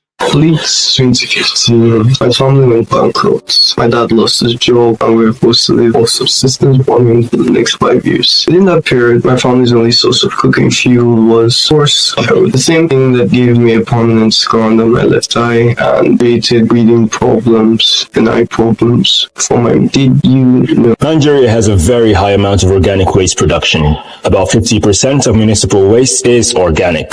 And on a larger amount of greenhouse gases emissions, some 600 million tons of greenhouse gases emissions are produced in Nigeria on average per annum. Owing almost exclusively to the use of firewood, some 50 million tons of wood are burned in Nigeria per year, tagging the highest rate of deforestation in the world at 55.7%. It is important to note that at least 67% of the population depends on firewood as their cheap and affordable source of fuel for both domestic and commercial activities, which has resulted in large-scale deforestation, environmental degradation, and other biome hazards, pollution. Smoke inhalation poses severe health risks, and growing evidence suggests that particulate air pollution derived from wood smoke causes acute inflammation in the respiratory system, increases the incidences of asthma and other related diseases, among other health risks. The high price of firewood, with a bundle at an average of 10,000 naira, are some of the problems that we have also considered. These problems gave birth to our solution, EcoCycle, an innovative idea that allows for the breakdown, conversion of organic waste into two main products: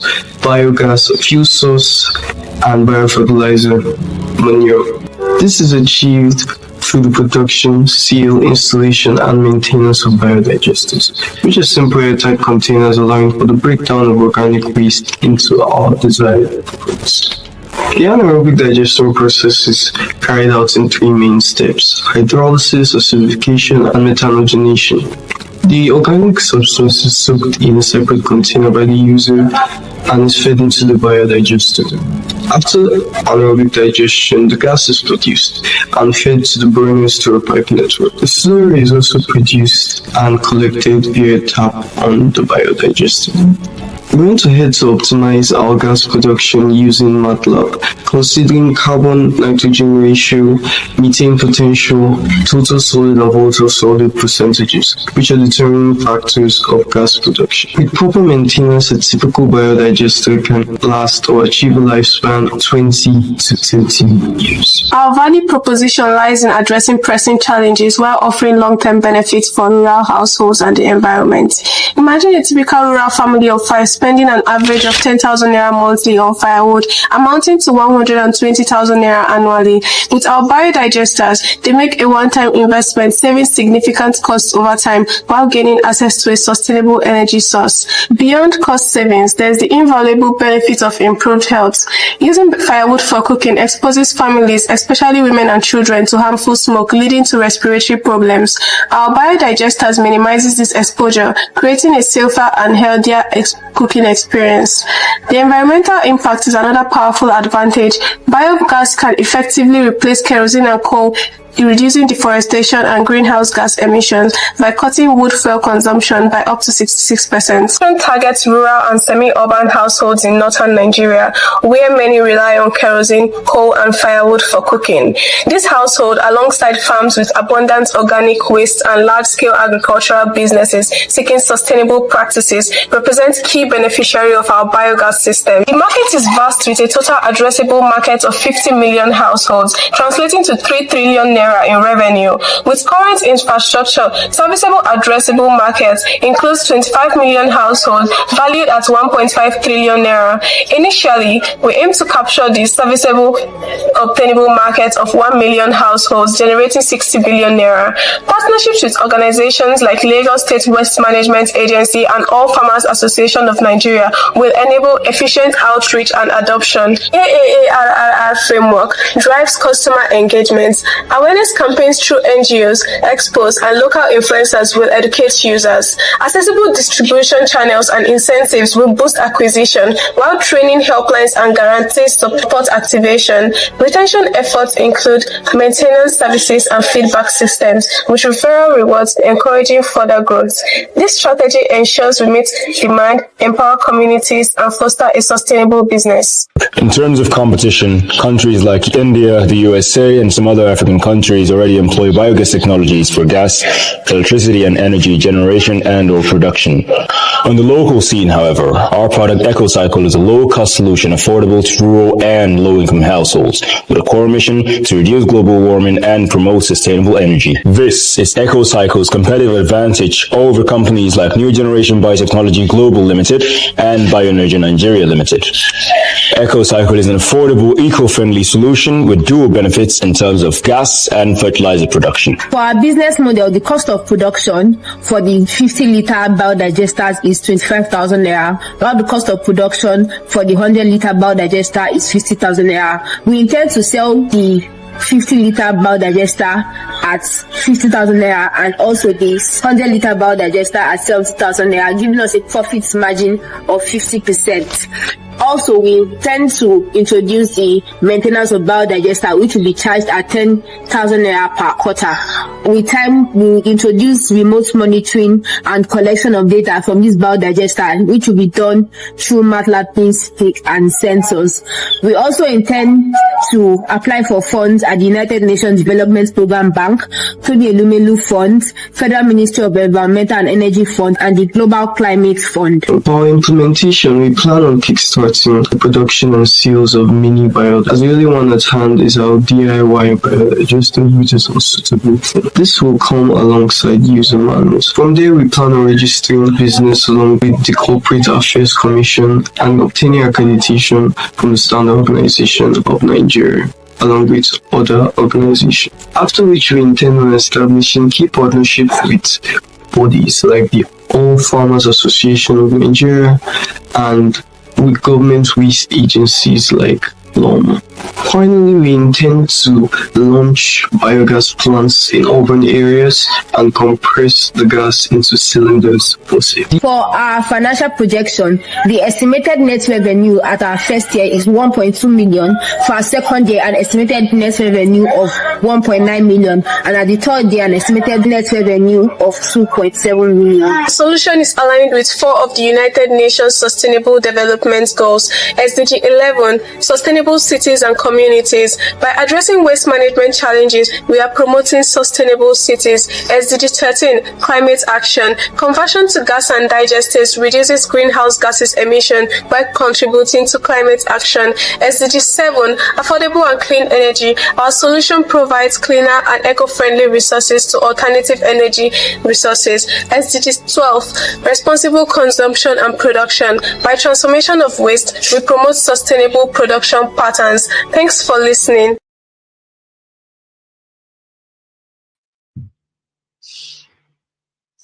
Thank you so much, Team Enactus Foot M, for that pitch. So, judges, you have the floor. Do you have questions for Enactus Foot M?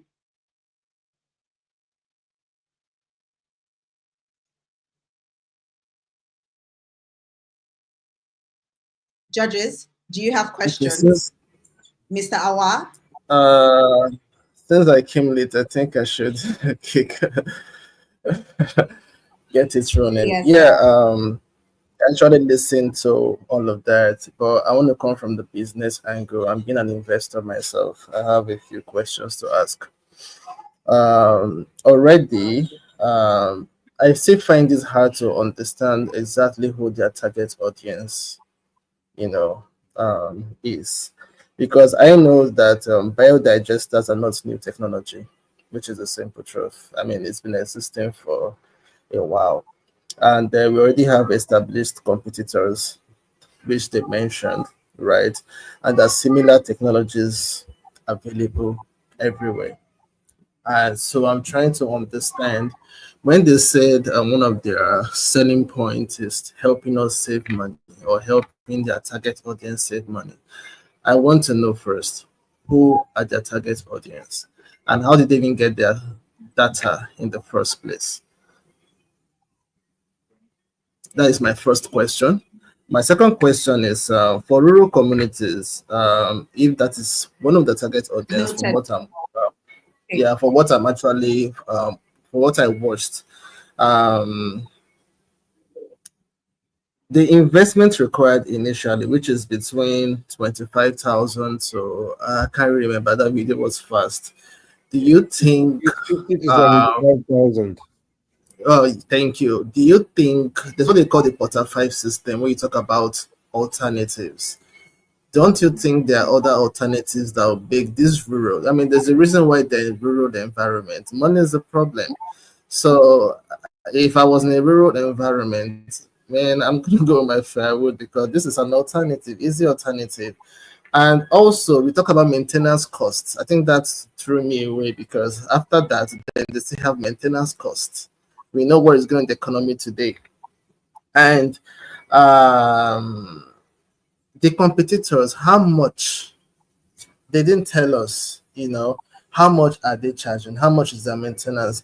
Then what is the quality of this? Because I also know that they tend to how many years depends on the quality, of the materials being used. So it's going to be difficult for me to actually put my money. Then the net profit, which is 1.2 at the end of the year, that also blew me away. Will I want to invest money in something that will give me 1.2 at the end of the year? So these are a few things that I'm not really getting, even though I have some other questions, right? But those are the ones I really want to, to get, because first things first, who exactly are target audience? Have they done their findings to actually know that, they're actually going to help them save costs? Because what I'm saying, I don't think they're going to jump on that. So just, they can clarify that for me, then, let's go from there. Thank you so much, Mr. Awa. Mrs. Bemisola, do you have any question for Team Enactors? No, Mr. actually, Femi? Mr. Awa was quite detailed in his questions. He addressed everything I had concerns about. So thank you very much, Mr. Awa. Okay. All right. So do we have any more questions? No, I think they can. I So think we they can can move start on with- to the next. I just think have a they can start the- okay. question on what Mr. Awa said. I think he's captured very well all my concerns. The additional one is their pitch deck didn't capture their revenue to date. Doesn't mean that they are not in operation yet. It doesn't mean that. So it's not clear. Are you? Anyways, MVP stage. What stage are you in? It looks like they haven't started operation. Thank you. Okay, thank you so much, Mr. Mayowa. I'm pretty sure Team Enactors has taken those questions down. So we'll be moving to the next team topical test from the University of Ibadan.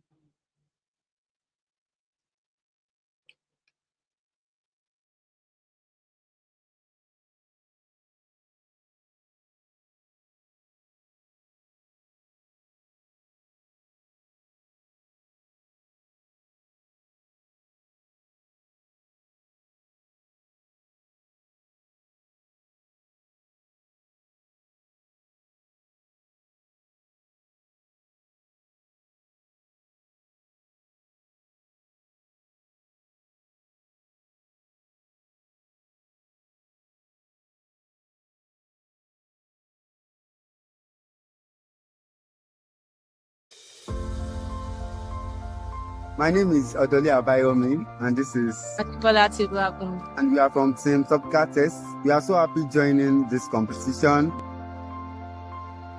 We chose EdTech because it is our passion and want to make education very accessible for Nigerian secondary school students. So if I were to describe the experience in this program, I would say transformative, because I personally have learned so much. I've been challenged with my teammates. My mindset has been improved, has been renewed about how exactly to scale this business to a global startup, making more revenues and also improving our brand as a company to do more, especially by other startups also in the program. There have been so much challenge to make more impact and make education accessible for all. Thank you, PAADC, for this great opportunity. We are happy to be a part of the team. Thank you.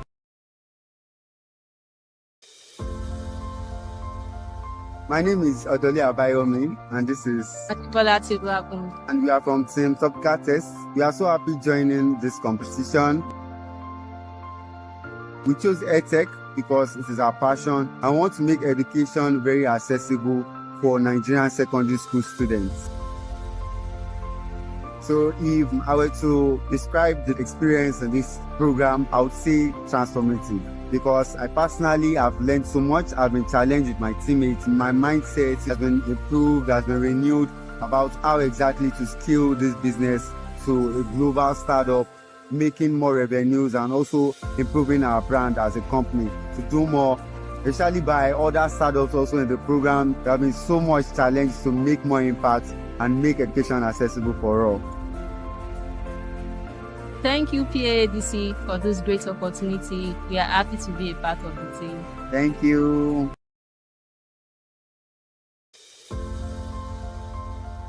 My name is Odoli Abayomi.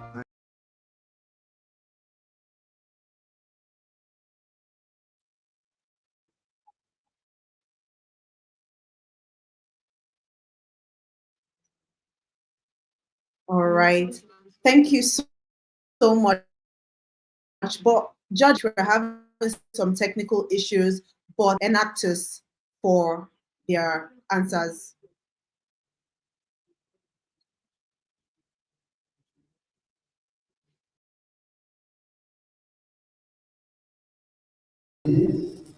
Hello, can you hear me?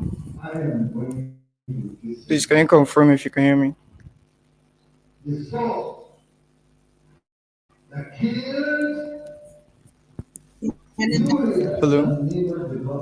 Sir, can you hear me? We can hear you. Yes, but just hold on a minute. Let's bring the judges. All right, the floor is yours. Please answer your question. Okay, thank you. For the first question, okay, thank you. For the first question, who are our audience? So we are addressing rural households, rural farmers, and big farms. But big farms is a projection for the nearest future.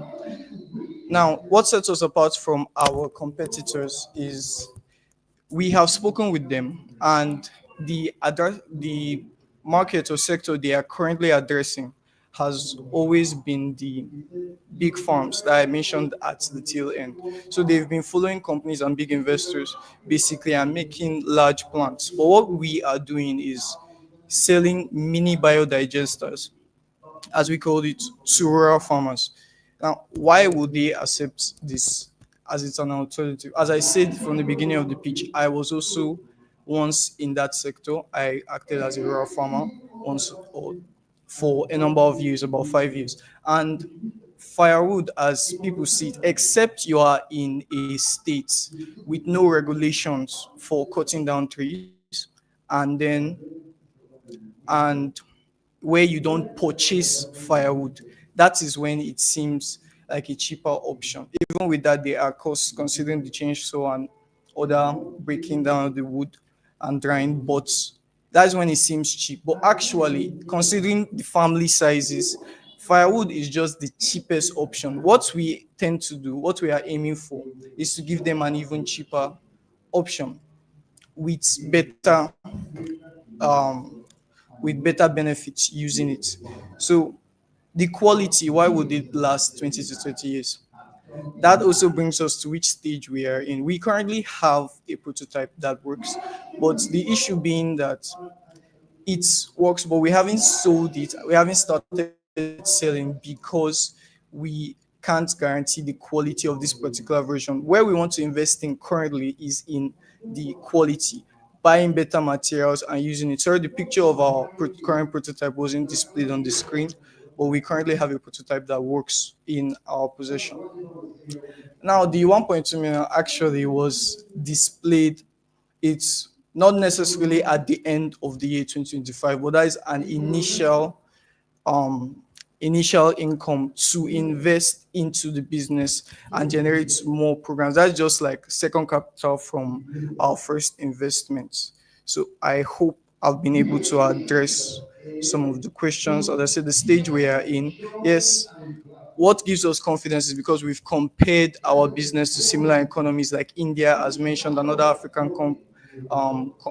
other African countries, and it works perfectly with them. People embrace it immediately. Ghana being one of them, as I said, India. So we've also spoken with a lot of companies which are meant to be our competitors, but as I said, we are not focusing on the same sector, so they were happy to share information with us, and we are focusing and capitalizing on areas not touched. Thank you.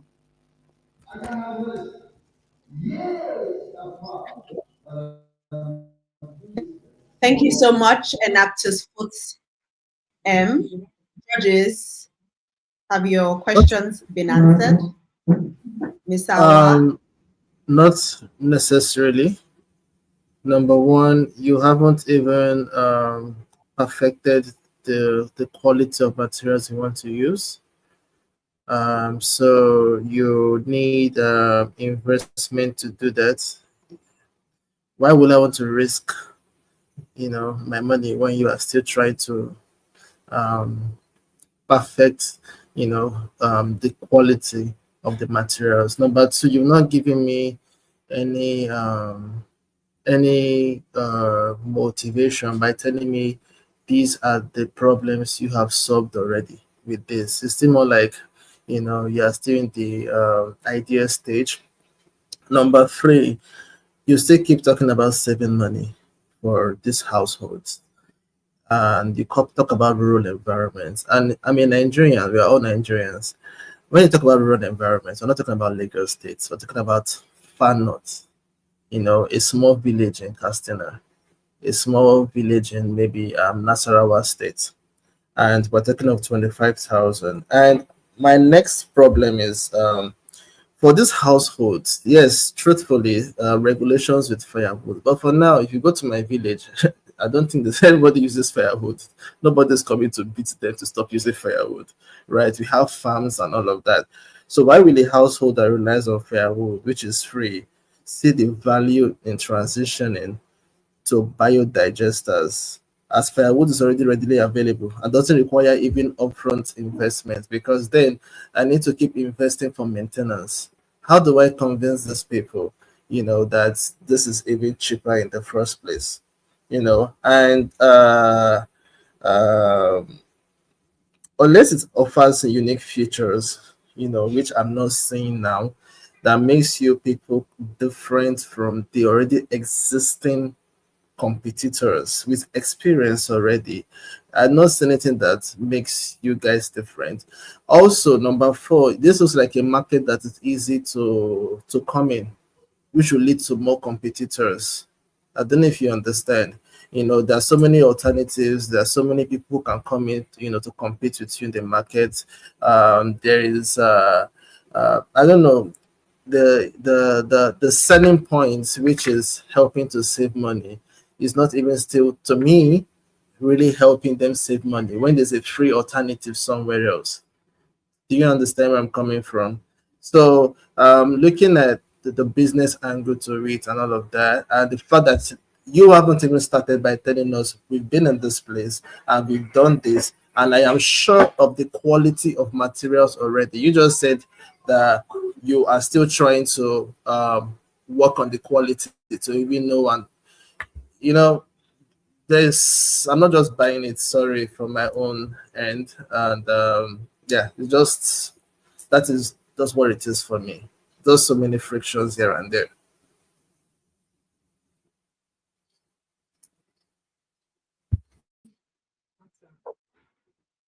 Thank you so much, Mr. Awa. Mr. Mayowa, do you have questions? Were your previous questions answered? Yes, it was. I was copy Femi. Yes and no, but I'm actually okay. I was summarized everything. In contact. Okay, all right. Okay. All right, so we'll be going into can I just give can I give quick advice to the team? Okay. Yeah, I understand that you guys are relatively early in this space, but you need to understand if you're going into an already developed sector or space, you need to be coming with an edge. At the moment, you haven't demonstrated any edge. So it's something that your students, maybe you do research, maybe you identify some material that is local or something that is unique that gives you an edge on your product. You've spoken a lot about your product. A product is not the same as a business because the product And actors. yeah, the product itself is just the technology people are going to use. You still have the think about how you're going to produce it and how you're going to distribute it and market it and sell it to enough people that will enable you to be able to do it profitably.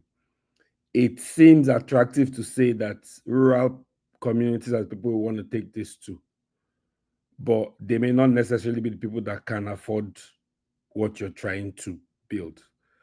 And so I don't want it to just be that, oh, we've told you this is not a good idea, and then you go close shop. I think the intention is for this to trigger you to go back to what you're trying to do. It's a real problem you're trying to solve, but you haven't gotten to the solution that will work. And that's where it would be great for you to go back and put your mind in and think about how do we make something that's better than what currently exists, and how do we find people that can actually afford it, and how do we create a system to actually get what we're building. Okay, so it's not a question for you to answer. It's stuff for you and the team to process and to go use to improve what you do. Okay. Yeah, can I just add one more thing before you? Okay, sir. Can you hear me? Yeah. Yes, we can. So since you're focusing on, saving people, helping people save money, which looks like, the strength you guys, are coming from. Next time, next time, because I'm sure you go back and listen to what Femi said, create a detailed case study, right? Showing how your biodigesters can save money over time compared to the other alternatives. You see, the reason why we're having this friction is there's no detailed case study. You just told me this, but over time, there should be a case study showing how you actually save money compared to the other alternatives like firewood, kerosene, or whatever other things people are using. Do you understand where I'm coming from? Because you didn't convince me enough with that. Thank you. Okay, sir. To address the proficiency, actually, it's not just at the idea stage. Why I didn't involve we are basically acting like an offshoot of an already running business. Can I? So we have implemented chip in? biodigesters, but not Honor? under this. Honor, can I chip in? Okay. Don't try and answer. Okay, sir. Don't try and answer this as a question. Yes, sir. Just take this as stuff that you should go and process after. So not. Don't take this as a question. Just take this as information for you to go and process. Okay. Oh, okay, sir. Okay, sir. So, okay, so sorry, sir. Was it your question or the entirety?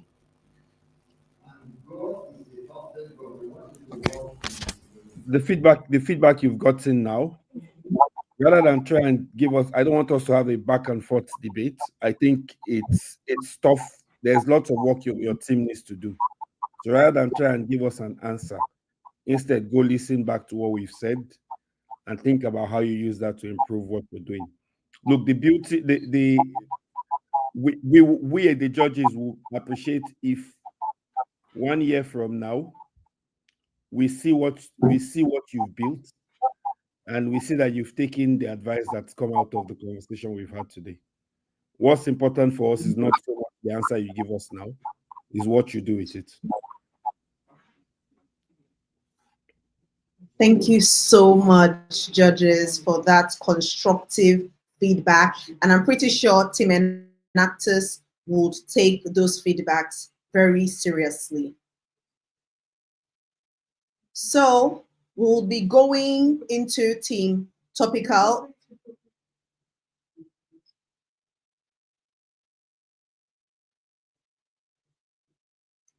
Team topical test. Are you ready?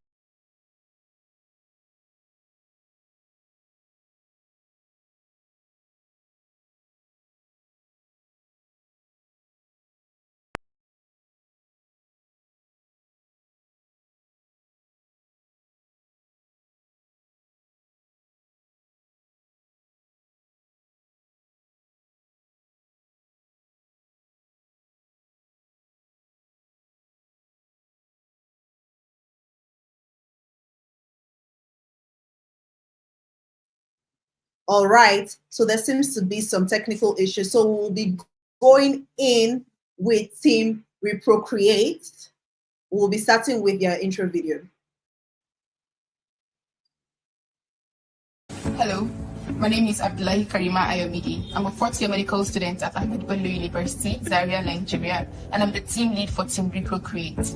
I'm Awal Adirubi, a sixth-year medical student of the University of Ilori, and I am a member of the Reprocreate team. My name is Deborah Ojo. I'm a fifth-year medicine and surgery student at the College of Medicine, University of Lagos.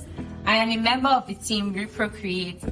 Faith Olafemi from Team Reprocreate. I'm a top of the young man that was just students. I'm invested in learn.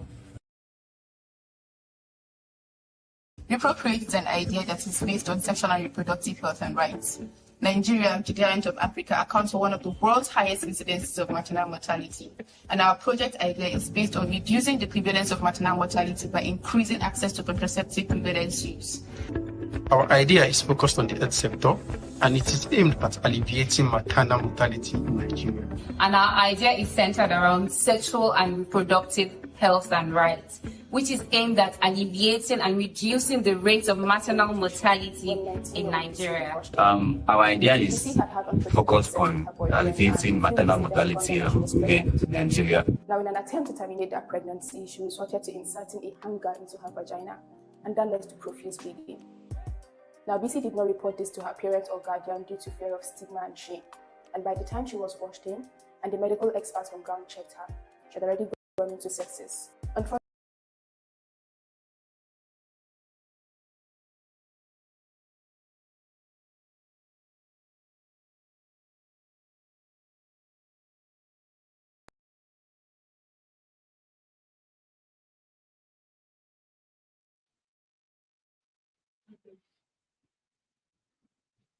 So next. That afternoon in the ONG ward where I was doing a surgical rotation when 19-year-old BC was rushed in. BC had had unprotected sex with her boyfriend, and a few weeks later she found out that she was pregnant. Now, in an attempt to terminate that pregnancy, she resorted to inserting a hanger into her vagina, and that led to profuse bleeding. Now, BC did not report this to her parents or guardian due to fear of stigma and shame. And by the time she was washed in and the medical experts on ground checked her, she had already gone into sepsis. Unfortunately, BC died. This is the story of several young girls and women in Nigeria today. Unintended pregnancies, unsafe abortion, and an all-time high rate of maternal mortality, all interconnected together. Good day, esteemed judges. My name is Abdullahi Karima Ayomide, a fourth-year medical student at Ahmed Bello University, Zaria, Nigeria, and the team lead for Team Reprocreate.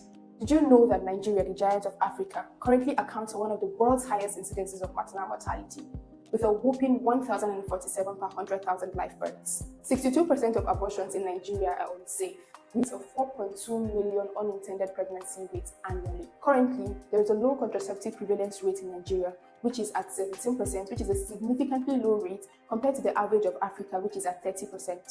According to the WHO, 1 in 5 women have never heard of the word contraceptive before. According to a survey conducted by our team, results show that some of the key barriers to women accessing contraceptives and family planning services include fear of side effects with a rate of 51.7%, low socioeconomic status with a rate of 24.1%, and that is where Reprocreate comes in. Reprocreate is your reproductive health buddy, an all-inclusive platform that provides users with the opportunity to access contraceptives and family planning services, as well as learn about their sexual and reproductive health in a safe and stigma-free environment. Our solution consists of foundational features such as the ReproLab, the Reprocreate storefront for pharmacies, our consultational services, and the ReproCare community feature. Nigeria is a highly conservative and religious society, and this means that topics like sexual and reproductive health are often evaded.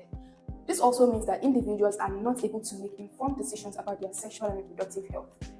Through ReproLearn, individuals can learn about their sexual and reproductive health and rights in a safe and stigma-free environment. This feature is designed to be gamified to ensure user retention and also to make the learning process fun and engaging. Through the ReproCare storefront, users and pharmacists are connected, which means users can purchase contraceptives discreetly from the comfort of their homes. This tackles the accessibility challenges and also the stigma often associated with contraceptive methods purchased in person. This feature also facilitates bulk purchase, which encourages better sexual and reproductive health practices and saves costs. ReproCare is our community feature. Gen Zs make up a larger percentage of our target audience, and we all know more often than not, they like to share experiences and also identify with the group. ReproCare does this by providing users and other learners the opportunity to connect and share experiences about their sexual and reproductive health and rights. This is an avenue to onboard sexual health ambassadors. Through our in-app consultation features, users can book appointments with healthcare professionals to discuss their sexual and reproductive health concerns. This cuts the long waiting hours spent in hospitals and ensures satisfaction across board. Our added features include 1. The AI virtual assistant that answers questions, guides users through app features, and offers personalized advice based on their health data. Then the period tracking feature, a simple user-friendly tool which helps users track their menstrual cycles, offering insight into their fertility window and their overall reproductive health. And finally, the Find the Best Contraceptive for You, a feature that matches users with the most suitable contraceptive option based on their medical history, their preferences, and their lifestyle, ensuring a personalized recommendation. According to research, the total addressable market is currently at 40 million women of reproductive age in Nigeria, while the serviceable available market is at 790,000 women of reproductive age in tertiary institutions in Nigeria. Our primary target markets are young women and girls of reproductive age in tertiary institutions in Nigeria, while our secondary target markets are young men and boys of reproductive age. Our go-to-market strategy includes digital marketing through social media campaigns, influencer marketing, and online adverts. We're also looking to penetrate the market through community marketing, through campus outreaches, onboarding of campus ambassadors, webinars, and workshops on sexual and reproductive health. Another strategy is implementation of in-app referral programs. And finally, strategic partnerships with campus clinics and student health centers. By the end of first quarter, we're looking to have completed our MVP launch as well as pilot testing. And by the end of the fourth quarter, we're looking to have completed scaling and optimization as well as feedback integration. Some of the desired impact we envision is to increase contraceptive prevalence use within the target population by 10% within the first 12 months. I'm Deborah Ojo, the business development lead of the team ReproCreate. ReproCreate operates with a hybrid business model that combines subscription-based services, pay-per-use options, and commission-based services to deliver maximum value while ensuring financial sustainability. At the heart of our offerings is ReproLearn, which is a subscription-based educational platform that provides informative, research-backed reproductive health content. Students, particularly those in the tertiary institutions, pay an affordable subscription to access this content. This model ensures that our users are consistently engaged with regular updates, personalized learning pathways, and gamified features that make learning both informative and enjoyable. In addition, we offer a pay-as-you-go model for users who may not want to commit long-term. This model targets individuals who prefer one-off consultations, product purchases, or even specific health resources, providing them with access to essential reproductive services like contraceptive supplies, doctor's consultations, and more on a pay-per-use basis. Our revenue also comes from strategic partnerships with pharmacies and health centers, where we take a small commission on sales made through our platform. We aim to create an ecosystem where healthcare providers, educational content creators, and users all benefit, ensuring that our business grows alongside our impact. This hybrid approach, which is mixing recurring income from subscriptions with one-off transactions and partnerships, creates a scalable, resilient model capable of growing rapidly, even in challenging economic environments. Our financial projections are designed with sustainability and scalability in mind, which is based on market analysis and real-world data from our pilots. For the first 18 months, we project a steady user acquisition rate of 10% per month, starting with 50 users and scaling to 144 by the end of the first year. By year 2, we expect to cross 1,000 active users, with 25 to 30% of them converting into paid subscribers. Subscriptions will account for 51.2% of our revenue, while the pay-per-use services such as consultations and product sales will contribute over 40%, with each transaction estimated to bring in 1,000 naira per user. Partnership commissions will make up 8% of our revenue. With strategic partnerships, we expect this revenue stream to increase as we expand our offerings. In conclusion, Ripple Create's hybrid business model ensures scalability and resilience, while our financial projections demonstrate clear pathways to profitability and growth. Some of the major features that make us stand out from our competitors include the use of local languages through Ripple Learn, personalized contraceptive reminders, consultation services, and the Ripple Create storefront. Some of the challenges we might encounter are in areas of user retention, funding, poor internet connectivity, and data security. The mitigation plan we have in place for these includes the Ripple Learn gamified feature, the community feature, which is Ripple Care, as well as periodic contraceptive reminders, USSD optimization, and offline mode development to tackle the issue of poor internet connectivity. Data insecurity will be tackled through robust encryption and data security protocols, as well as compliance with data privacy regulations. Finally, we hope to diversify our funding sources through grants, investors, and government support. Our team's diverse expertise, combining medical knowledge, SRHR advocacy experience, software engineering, product design, and business acumen, enables us to approach Ripple Create from a holistic perspective, setting us apart from other solutions. By combining the power of innovation, technology, and healthcare, Ripple Create aims to empower the next generation of individuals with accessible and confidential contraceptive options. Together, we can create a world where everyone has the freedom to make informed decisions about their sexual and reproductive health, and where we also have less BC-like cases. Thank you. Thank you so much, Team Ripple Create. That was a marvelous, nice speech. So we'll be calling on the judges for their questions.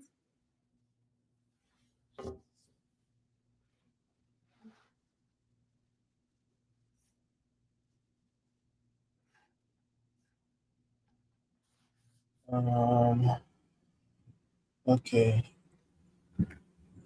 Can you hear me? Yes, we can.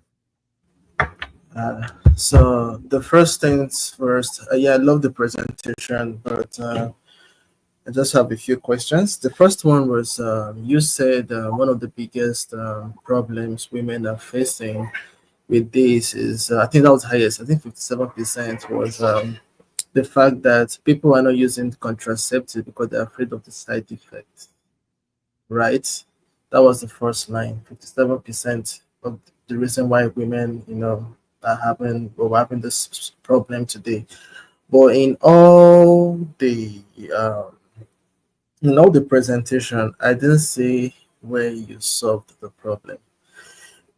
Because if 57% of people are afraid because of side effects, I was waiting to see an alternative, probably to contraceptive, that would make them want to actually, use your solution. Number two is creating awareness. I think every young lady and guy out there already has this awareness, kind of. I mean, we have UNICEF, we have NGOs, we have WHOs, and all of that creating this awareness already. So, do you think at this point in time, awareness is, the problem? Okay.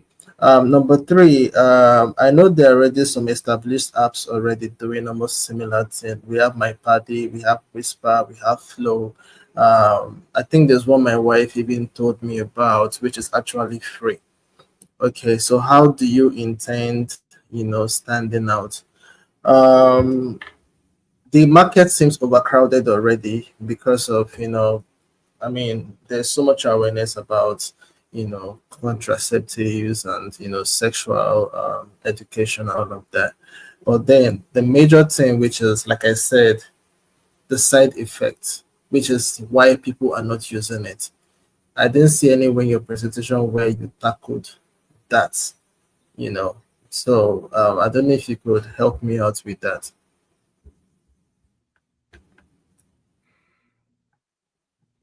if I may also come in and ask, and I liked the project, but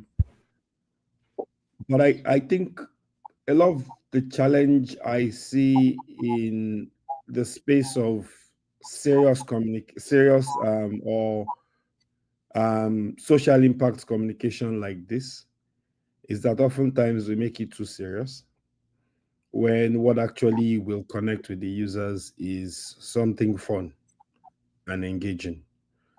And I don't know what the team's plan is to actually make the communication of the information that, even though it is serious stuff, it's actually done in a way that is cool, catchy, engaging, and fun. If it's movies, if it's skits, if it is animation, like what's the intention in that direction? I also align with Awa in the sense of there's a lot of information on the web that is free, and so the almost instinctive desire of the people that you want to target will be to get the information as free. What alternate and subscription services?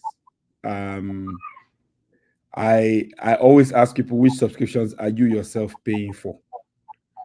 And if you're not paying for subscription for anything similar to this, why do you think the people that you want to sell it to will pay?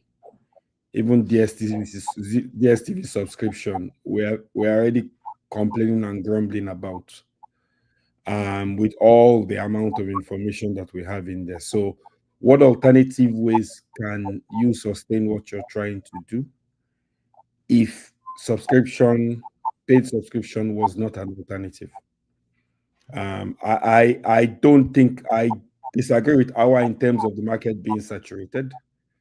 I don't think we have anything remotely close to enough information in this area.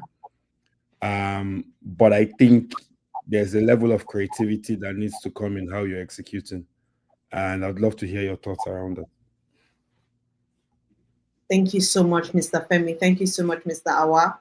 So, team Reprocreate, I hope you got those questions, because we'll be calling you back on to give answers to those questions. So right in, we will be calling on Team Topical Test for their pitch.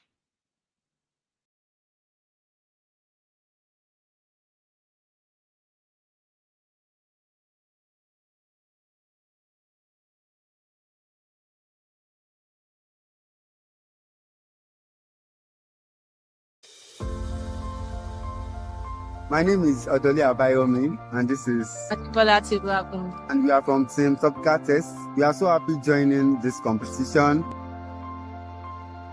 We chose EdTech because it is our passion. I want to make education very accessible for Nigerian secondary school students.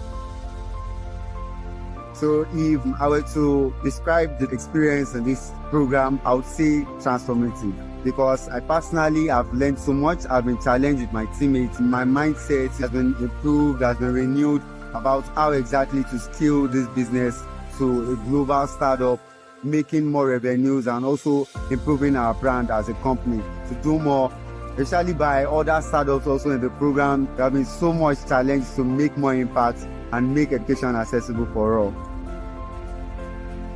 Thank you, PAADC, for this great opportunity. We are happy to be a part of the team. Thank you.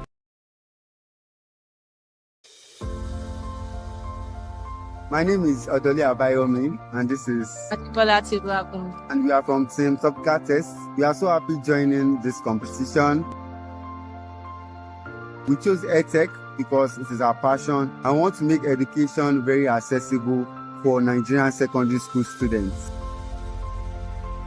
So if I were to describe the experience in this program, I would say transformative, because I personally have learned so much. I've been challenged with my teammates. My mindset has been improved, has been renewed about how exactly to scale this business to a global startup, making more revenues and also improving our brand as a company to do more, especially by other startups also in the program. There have been so much challenge to make more impact and make education accessible for all.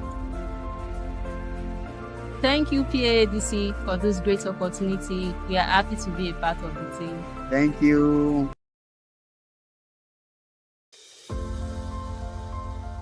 My name is Odoli Abayomi, and this is and we are from Team Topical Test. We are so happy joining this competition. We chose EdTech because it is our passion. I want to make education very accessible for Nigerian secondary school students. So if I were to describe the experience in this program, I would say transformative, because I personally have learned so much. I've been challenged with my teammates. My mindset has been improved, has been renewed about how exactly to scale this business to a global startup, making more revenues and also improving our brand as a company to do more, especially by other startups also in the program. There have been so much challenge to make more impact and make education accessible for all. Thank you, PAADC, for this great opportunity. We are happy to be a part of the team. Thank you.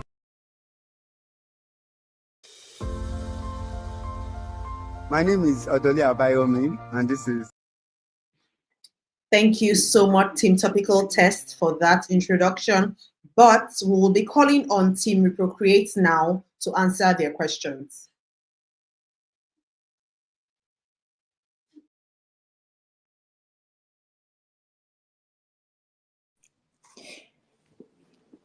All right. Thank you very much. Please confirm that I am audible.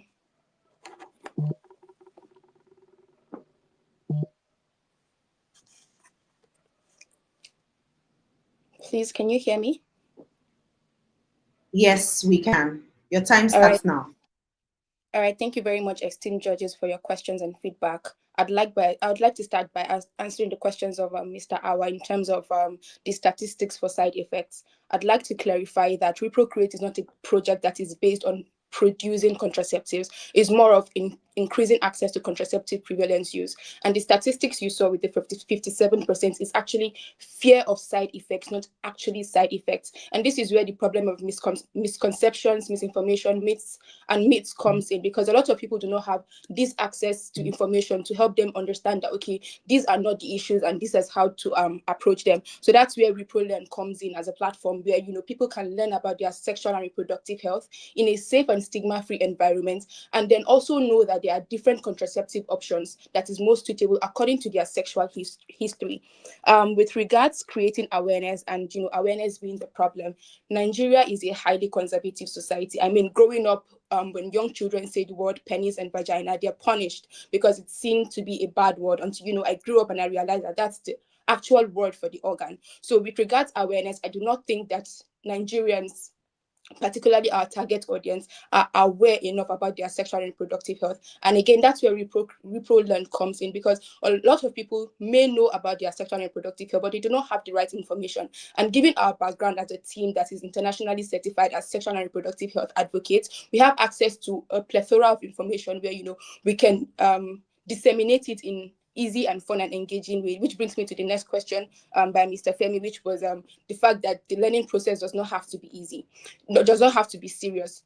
The ReproLearn is designed to be gamified and incentivized so that it's basically like a stage-by-stage game. So if you're familiar with Candy Crush, something of that sort. So for example, stage 1, you can learn about the basics of sexual and reproductive health. Stage 2, you can learn about menstruation and period poverty and like that. So the fact that it is gamified is also one of our user retention strategies. So that's the model that we have in terms of making it, fun and engaging. And in terms of how do we intend to stand out compared to our competitors, we're looking to implement the use of local languages like, Hausa, Igbo, and Yoruba, so that we break that communication and information dissemination barrier, so that people that do not really understand English, or people that would prefer to learn about their sexual and reproductive health in their local languages, can actually learn about it. And with regards to information dissemination, we do not intend to use one method of, making this ReproLearn bring into fruition. We intend on using, skits, animations, videos, or like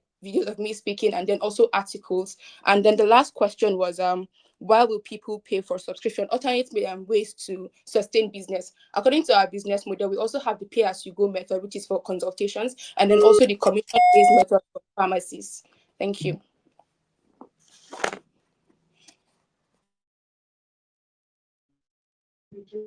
Thank you so much, Appropriate. Judge, have the floor. Were your questions answered? Judges, you have the floor. Yes, I think you answered my question. However, all I'd say is, particularly to the point about information being serious, sometimes people can learn lessons without you specifically saying that that's what they're going out to learn. So I think a lot of education platforms feel like I have to state that the topic we're going to cover today is XYZ. Sometimes you don't actually need to state what the topic is, but what they're learning is implied in the experience that they're going through. So if you can think about what you're building in that regard, other than that, I think you answered my questions well. Okay, hello, Karimat. Ayomide, right? Ayomide. I mentioned this well, right? Good. We are here to encourage you, and every other person, because what this platform is doing is rare in Nigeria today. I remember when I was at AOT December, it's one of the things I spoke about, our young minds and creating innovation hubs that could help us solve, problems that are tailored, create tailored solutions to our problems. We need more of this. So I love the way you speak, the way you present, and all of that. And anything we say today is, I want you to pick them as lessons and guidance, right? We are your first, take us as that in-house circle that will tell you what other people might not say. Use that, to grow as you keep going. Now, when you talked about people, the awareness thing, right? I was from University of Lagos too, and I know when I was at Unilag, then we were going from Bio Baku Hall and New Hall and all of that. We already knew. Well, I already knew much about the whole sexual education thing. You have friends that the next you go to Google and check. When you go to Google, Google tells you everything, right? Now we have ChatGPT, next to us. So I need any information on my message circle. ChatGPT tells you virtually everything. Okay, so the question now comes to what he asked initially. So why will I have to pay 5K? Because the truth is, your target audience are students, young boys and young girls. And I'm thinking, don't you think that 5K to 4,000 might be too much for them? Like you said, people even that are married are complaining of DSTV already with so much information, right? There are so many apps right now that people are subscribing for. So I want you to put this into consideration. I miss my period, or I need a contraceptive, or this. I have chemists around that I could go to and just buy, Postinor 2 or Post Pill or whatever. Or I could just go on Google, it tells me. I could go on ChatGPT, it tells me. That's what I meant by, the information. For those who can pay the 5,000 for 5, you don't expect someone in Oshobo or somewhere to be able to subscribe for that 5,000 to get that information. That's what I'm talking about, knowing your target audience too well. But if I am in Lekki Axis, or my location right now, I believe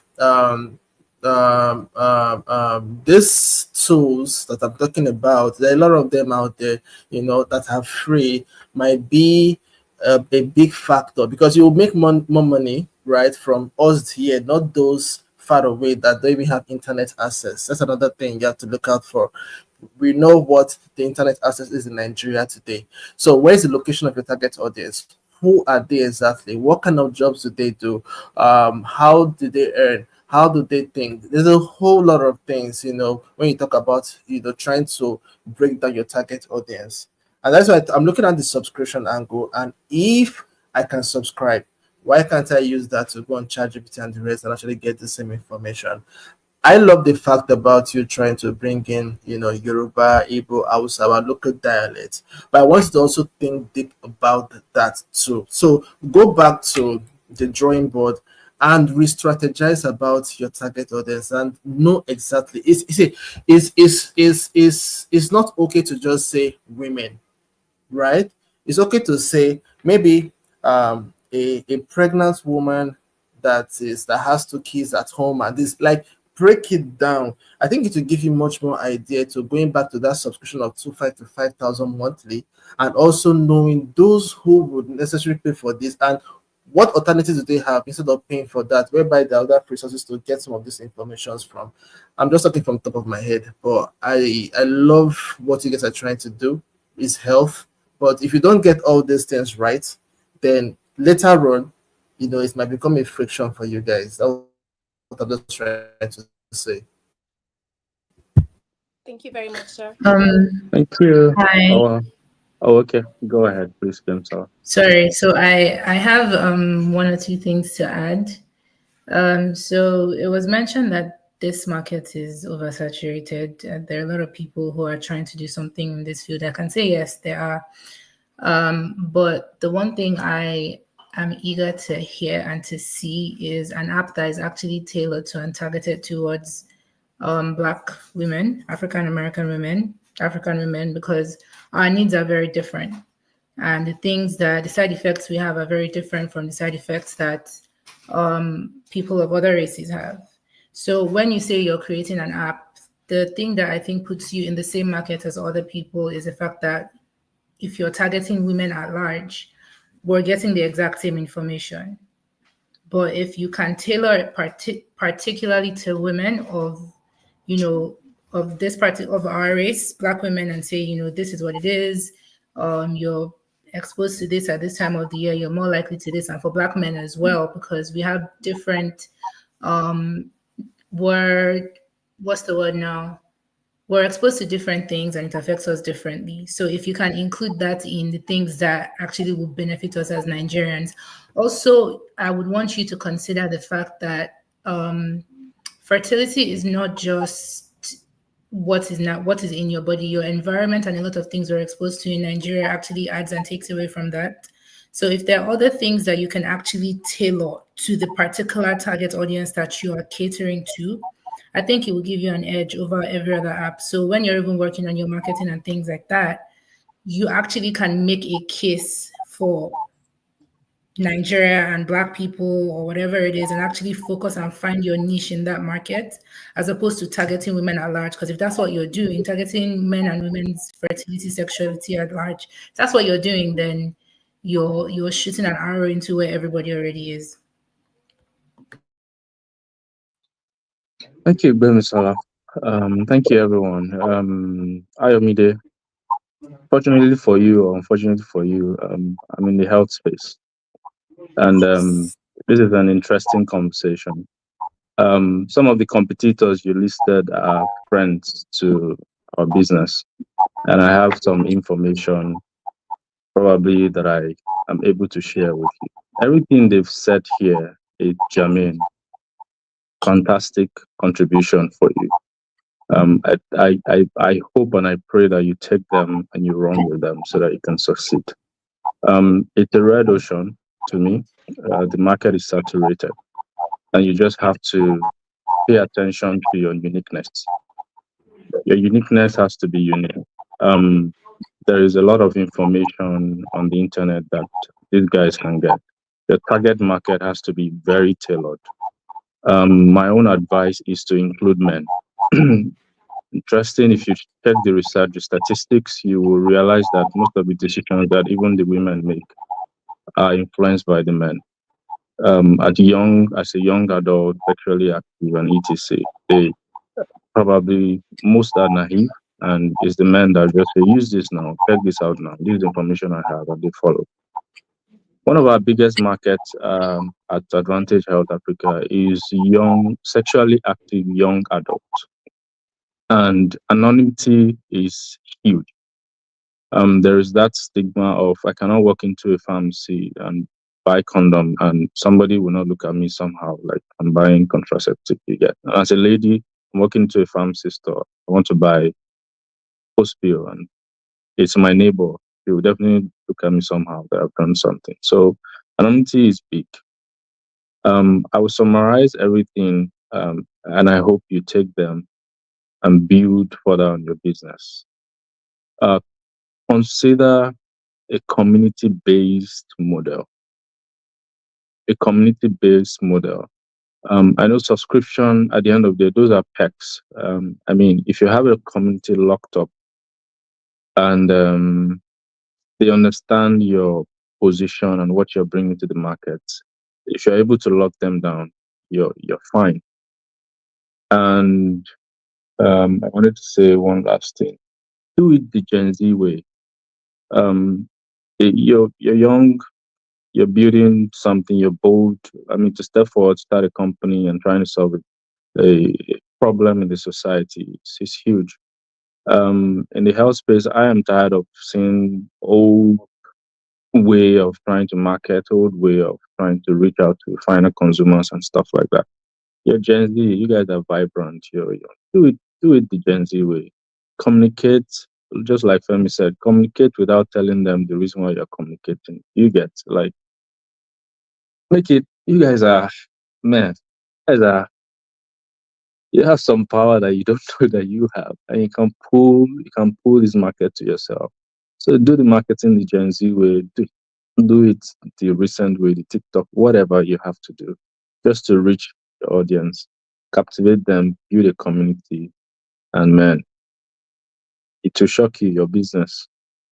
I'm trying to hold back not to give you too much information, but I hope you take this lesson and move forward with them. Thank you very much, sir, and thank you very much, Mrs. Gimisola. Interestingly, most of the points that were raised were included in our pitch.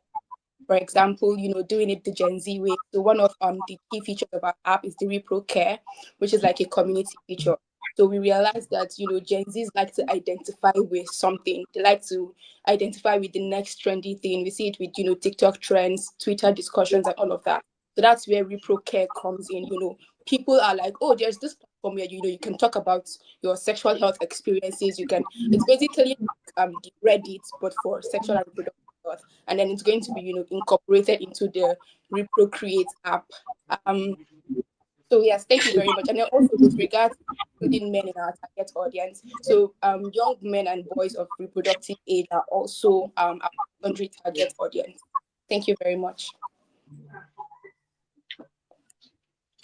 Thank you so much, judges. Thank you, Team Reprocreate. So we'll be going right into our raffle draw. But before we go right into that, I would love to communicate with the audience.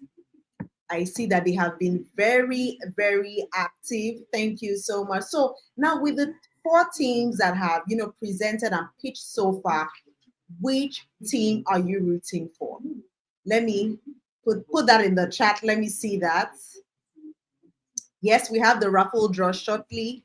So with the 4 teams that have presented, that have pitched, which team are you rooting for? Before we bring in the 5th team that would likely blow our minds. But with the 4 teams that we have that have pitched, which team do you think is going to take the grand prize home? Okay, it's tough to decide. Yes, exactly, Sumaya. It's really, really tough to decide because their pitches have been impeccable. They have, spotted, a problem, and now they are giving their innovations, their 2 cents to it. It's like one of the judges said, it is a very bold one to step up to see a problem and to go head on, to be the one to, raise their hand to say, yes, I will be the one to give a solution to this. That is bold. And that is one thing I really love about this design competition, the PAADC, right? It's just like minds, like the Jimmy Neutrons of Africa, converging in one place. The energy is high. It's just amazing. It's really, really amazing. It's amazing. Nice. I see the comments.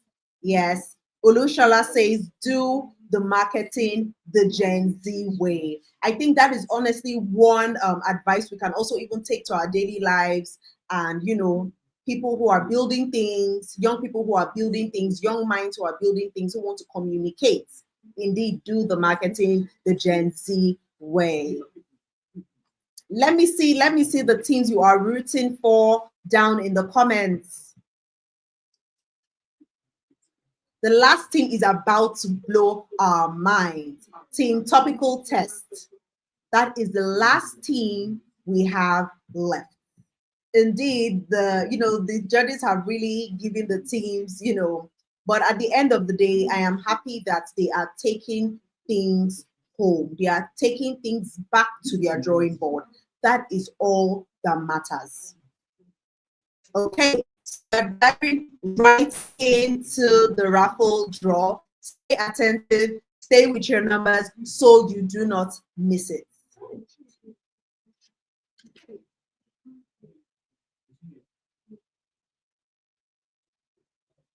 I still want to see your comments.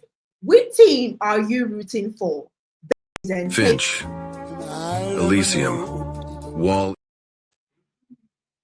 Which team are you rooting for based on their presentation, their courage, their solution, their problem? I want to see it in the comment section. It's always amazing. The energy is always high. I want to ask one more question. If you were present at the last edition, let me see your hands up in the comments. If you were present at PAADC 7.0, let me see your hands in the comments. If you were present, you know what PAADC is known for. The convergence of great minds. Genius at its peak. We always go home like pumped up, ready to spot problems, global problems, and give our solution. That's one thing about PAADC. Let me see your hands up. If you were present at PAADC 7.0, let me see your hands in the comment section. Let me see exactly. The ones that know. They know indeed. We bring the top judges. But then again, we always bring the top 5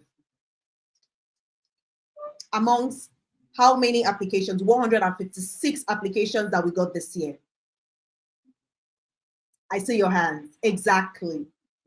You were there. If you know, you know. You know that PAADC is the convergence of great minds, geniuses, the Jimmy Neutrons. All right, so we're diving right in to the raffle draw. Stay attentive.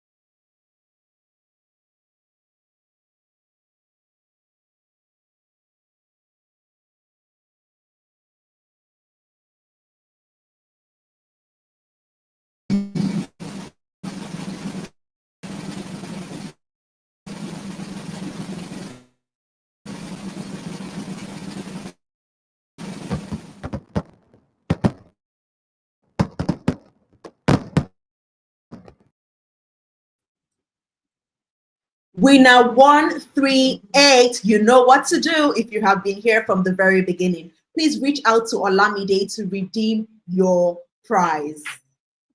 All right, spin my wheel.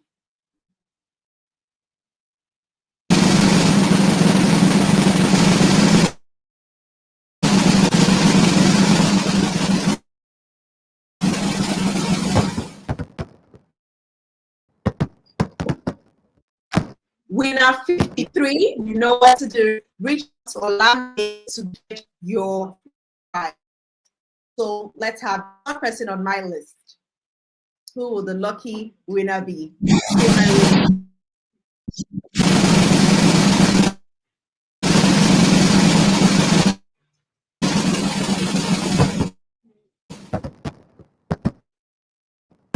Winner 193. Amazing, amazing. Congratulations. You know what to do. Reach out to Olamide to get your prize. All right. Spin my wheel.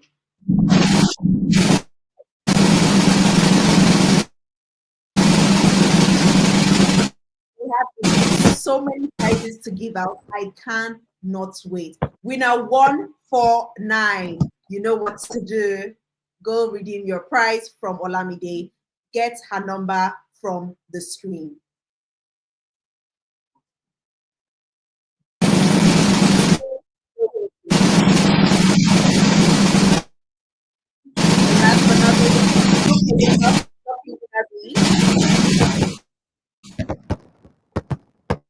Oh, nice. Winner 26, you know just what to do. Please reach out to Olamide to get your prize. Amazing, amazing.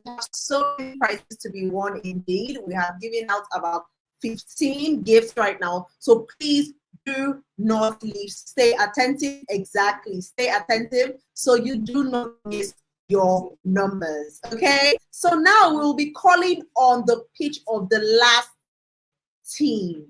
The last team. And I know and I hope you're about to blow our minds. Like I said, if you were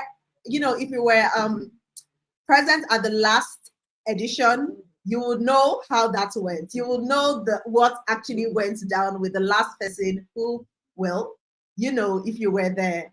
All right, so I will be calling on Team Topical Test for their pitch. The floor is yours. Hello there. Here are 6 easy steps to check your NIN status, update your NIN details, and link your NIN yourself. 1. Visit nin.mtn.ng on your browser. 2. Click on the link your NIN icon. 3. Before you proceed, submit your phone number and email address to confirm your NIN linkage status. 4. Enter the OTP sent to your number and email address. 5. Also enter your NIN. 6. Submit your request. Just like that, your NIN is now connected, and you can keep enjoying your connection with friends and family. You can also link your NIN via *996# and follow the prompt to link now. Still having issues linking your NIN after trying these steps? Then visit any MTN office near you for assistance today. Hello there. Here are 6 easy steps to check your NIN status, update your NIN details, and link your NIN yourself. 1. Visit nin.mtn.ng on your browser. 2. Click on the link your NIN icon. 3. Before you proceed, submit your phone number and email address to confirm your NIN linkage status. 4. Enter the OTP sent to your number and email address. 5. Also enter your NIN. 6. Submit your request. Just like that, your NIN is now connected, and you can keep enjoying your connection with friends and family. You can also link your NIN via *996# and follow the prompt to link now. Still having issues linking your NIN after trying these steps? Then visit any MTN office near you for assistance today. Hello there. All right. Okay, so I'm back in the comment section. I am seeing, how do I check my number? Build your numbers if you're interested. Okay, who has a list of all that one? Well, all right. So back to it. We will be, bringing in the pitch of Team Topical Test.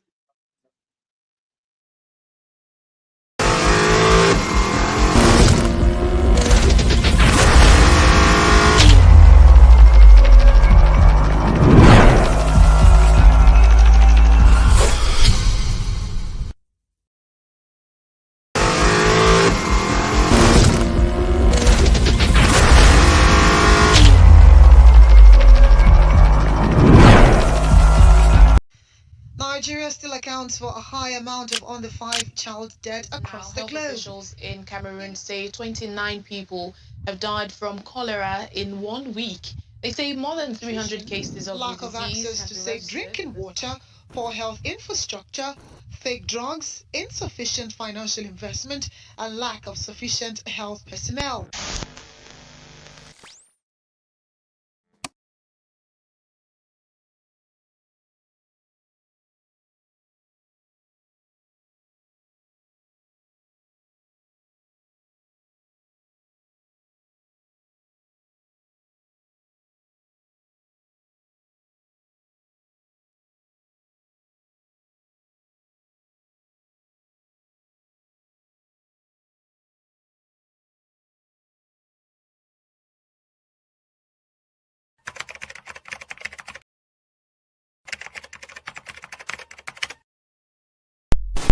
The electricity situation in Nigeria has continued to be a big problem in the country for a while now.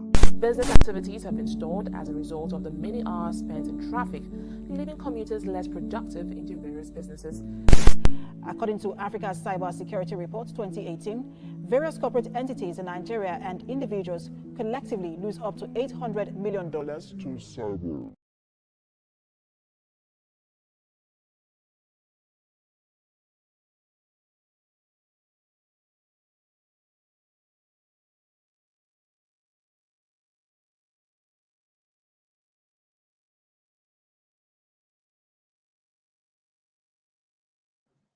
Only 20% of the total number of students taking UTME exams in Nigeria every year ever get to score an average of 100 out of 400. The remaining 80% of about 2 million students won't be able to achieve their academic goals. I had my own share of this experience in 2019, having to take the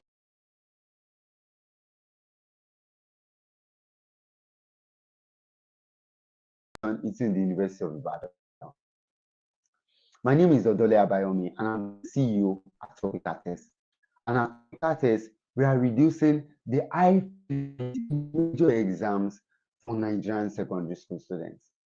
And how we are doing this is by providing a social and e-learning platform with an interactive community that enables students to study together to achieve their academic goals. Students can join the study community where they get to learn with students across Nigeria and gain motivation to want to study. They also can access our e-learning platform where they have access to explainer videos and educational materials. Lastly, they get to take tests per topic and get positive feedback from educators. The market in Nigeria is so large. The EdTech market is currently $1.5 billion. With over 30 million youths between the ages of 15 and 24, and over 20 million exams being taken in this country per year. But we are starting with Ibadan, with about 300 secondary schools and over 180,000 secondary schools. How we make money at PAADC is forward. We run a range from 10,000 to 5,000. Now, this is just 6% the cost of a private tutor and 20% the cost of traditional tutorial centers. What stands apart from other EdTech companies in Nigeria is a commitment to social impact. We also offer live study sessions that reward students for staying to meeting their academic goals. And we offer these mock exam simulations with corrective feedback that teaches students best practices on how to answer questions in the exam to prepare for major examination. What we have done this year has been so amazing. We have gained support from several organizations, and we have been able to launch topicaltest.com. This platform currently hosts about 400 secondary schools. This 7% and we are really students who also be able to the institution because they are students and partnership. We have also been able to launch our first IC center in rural Ibadan, where we are bridging the gap for about 100 students who do not have access to the internet. And we have also been able to launch our session, which is our community, where students can gain motivation and connect with students across Nigeria in a study environment. The next big steps for topical test would be to raise a pre-seed round worth 50,000 US dollars. This funding will help us go into more major exams like NECO, GCE, and other major exams, even pre-university courses like A-levels for Nigerian youth and populace. In the next 3 years, we have a planned growth. We want to achieve 1 million users. We want to be 1 million, and we want to be able to reach 4 million students in social impact. What the grant prize will do for us at Topical Test is to enable us get 3,000 users, which will enable us launch one more digital IT center in Oyo, and it will also help us generate a revenue worth 8 million naira. We also have a planned fund utilization plan. Our team at Topical Test is composed of hardworking and skilled individuals. Myself, Abayomi, I'm a second-time founder. I'm also a student at the University of Ibadan.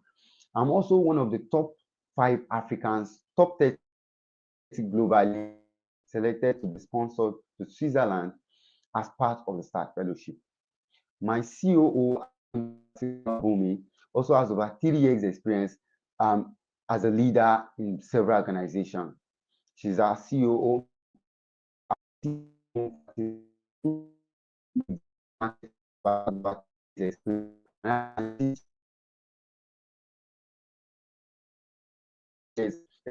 this space. Our go-to-market strategy at Topical Test is straightforward. Customer acquisition, we engage social media ads to parents and students alike so that they can see of our products. We engage school events to show schools and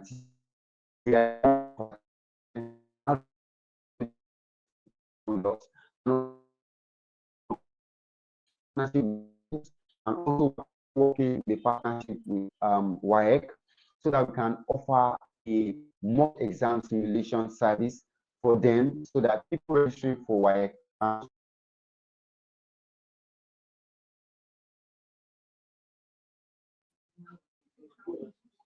Thank you so much, team Topical Test, for that speech. So, judges, you have the floor. Judges, you have the floor for your questions.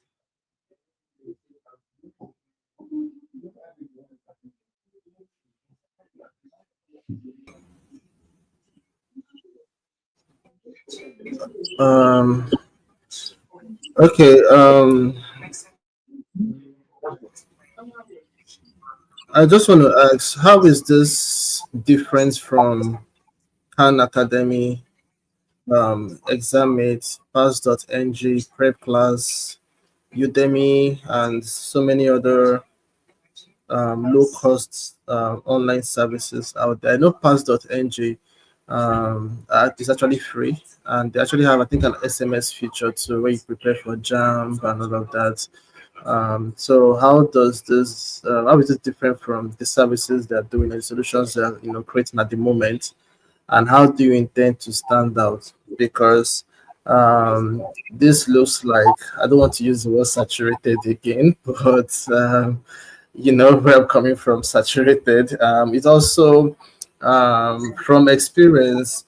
I've always seen a situation whereby a sector that is easy for competitors to just jump in, increases the competition in that sector, which is what I'm looking at. There are so many alternatives, to what you guys are doing at the moment. So I don't know what makes you guys different, because you guys are still trying to go into JAM and the rest for what I got, but there are people already doing that, even like for free for some of the platforms. So what plans do you have for that?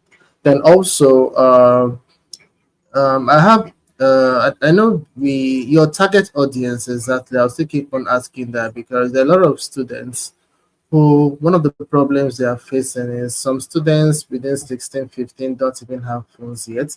And even if they have, most of them are still in very rural areas. So are you just targeting students in urban areas? Also, partnership with schools. A friend of mine has a school, and I know that the school is already partnering with so many, platforms like yours. So I'm still trying to figure out what's your unique selling point? What makes you really stand out from these people? Thank you.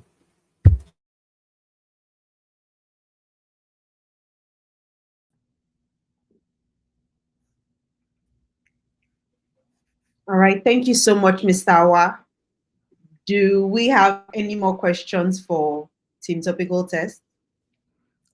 I think in many ways, Awa's captured what is probably going through the minds of all of us judges. In a lot of, even before the internet, before apps, there are all kinds of books, past question books that are sold around exams in Nigeria. And it almost feels like this is a past question book, but digital. Mock exam, but digital. What exactly is the differentiator in what the team is building? I think that's the critical thing in my mind. I'm still struggling to hear. And if maybe the team can tell us what that is, that makes them a compelling solution. I'll just add to that. Thank you, Fanny. I just wanted to know, how do you intend to use the funds if you win? What are you going to focus on? And I'm not sure I got if you made revenue already this year or last year or whatever. Please, can you just shed more light on that?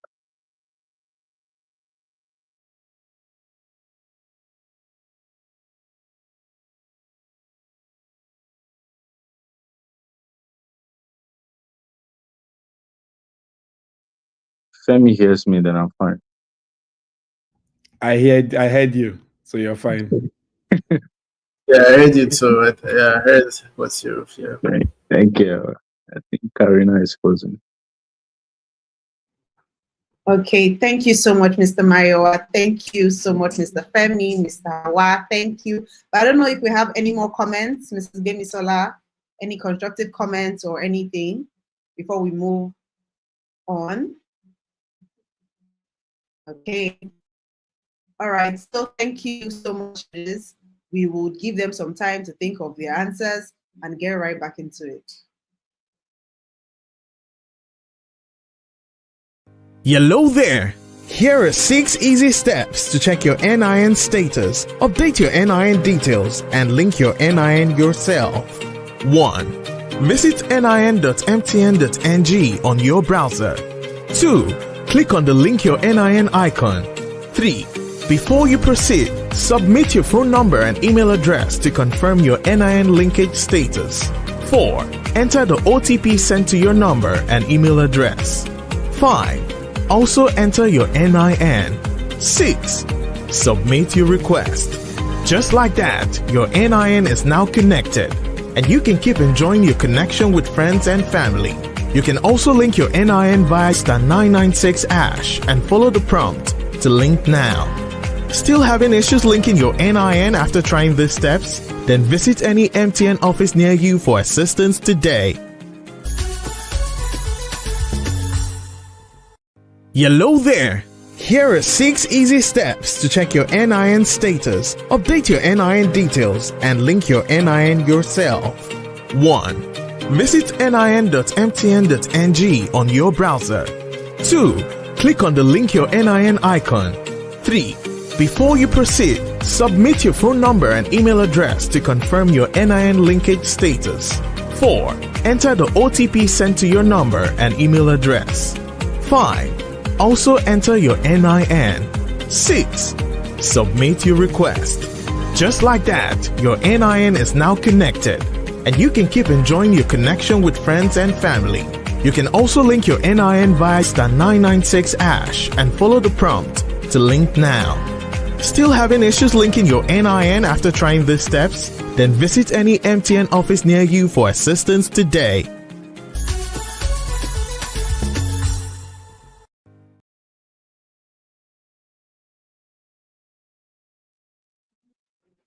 All right. Team Topical Test. Are you on? Because it's time for you to give answers to the questions. You have just 3 minutes. Team Topical Test, the floor is yours. Okay. So please permit me. I'm actually using my mobile, and I hope you can hear me.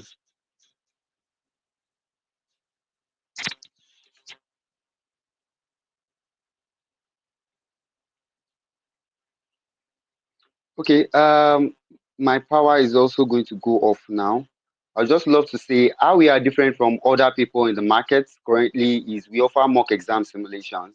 So apart from just giving past questions, these students get a feedback at the end of answering questions, and the feedback they get are from WAEC certified educators, and it makes us very different. And we also offer study with me sessions that allow students study together in a virtual environment. So this motivates students to want to study together. Lastly, we also reward students for staying disciplined to meeting the academic goals. These three major things make us very different from existing platform, Pass.ng and co. So who is our target market audience? We offer this solution for people in urban and rural areas. For the rural areas, we have a physical digital ICC center. So this is our physical structures with laptops, access to internet. So all these students just need to do is to pay for a subscription. Our services range from 10,000 to 15,000, 25,000 naira per student per annum. So this is how we bridge the gap for people who do not have access to phones and mobile technology. You have to go to our physical ICT centers. You also asked about use of funds. From this competition, we'll be focusing 30% on marketing, 40% on product development, and more content development. We run, let me also add that we run video lessons on our platform in addition to past questions. So it's not just digitalized past questions. It's also a all-in-one solution for a secondary school students. Video lessons are there, educational texts and resources are there, and also in addition, past questions. So the past questions are not just past questions as you know it. Very different from other platforms. We run multiple choice, alternative to practicals, and also essay questions. So it's like a standard mock exam for WAEC, NECO. Think about it. What I would also say is that from this fund, we also have to dedicate so much into utilities. Our data center is run by data, by electricity. So this is actually how we spend the money. And how much revenue have we made this year? We started monetizing some cartels this year, and we have made about 120,000 naira. And let me also add that we ran this topical test in the physical ICT center, and we had a very successful outcome. 70% of all users on topical test, both online and the physical ICT center, had above 200, and we have three students rather who had above 300, of which we celebrated them. So thank you so much. Thank you. Thank you so much, Topical Test. Thank you. Judges, you have the floor for your comments.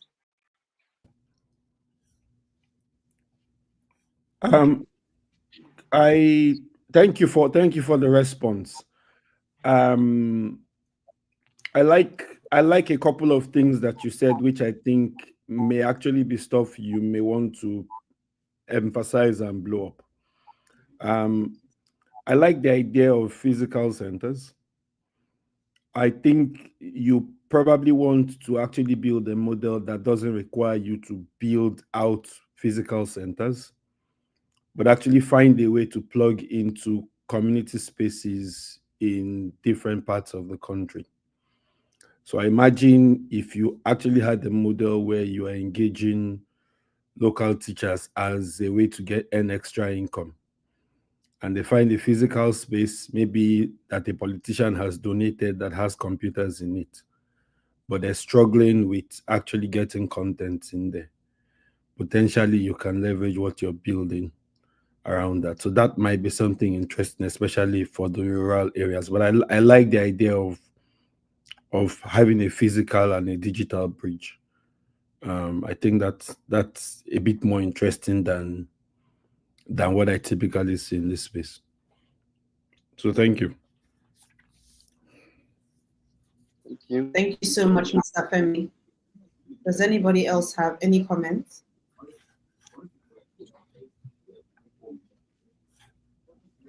Mr. Awa, Mr. Mayowa, Mrs. Bemisola, does anybody have any comments? Just wanted to confirm again. He said they made 120K. This year, 2025. What about 2024? Oh, okay. Please pardon me. Actually meant 2024. Sorry. So the thing was topical test, the old team bootstrapping, it wasn't so easy for us at first. And we actually started out with just the online platform for most of 2024. We started with just online platform. So when we had a little bit of more money, we engaged the physical platform, and that was when our revenues actually started, growing. We actually have students already for the year, that we're engaging. So the physical IC center just, started boosting our revenues. Okay.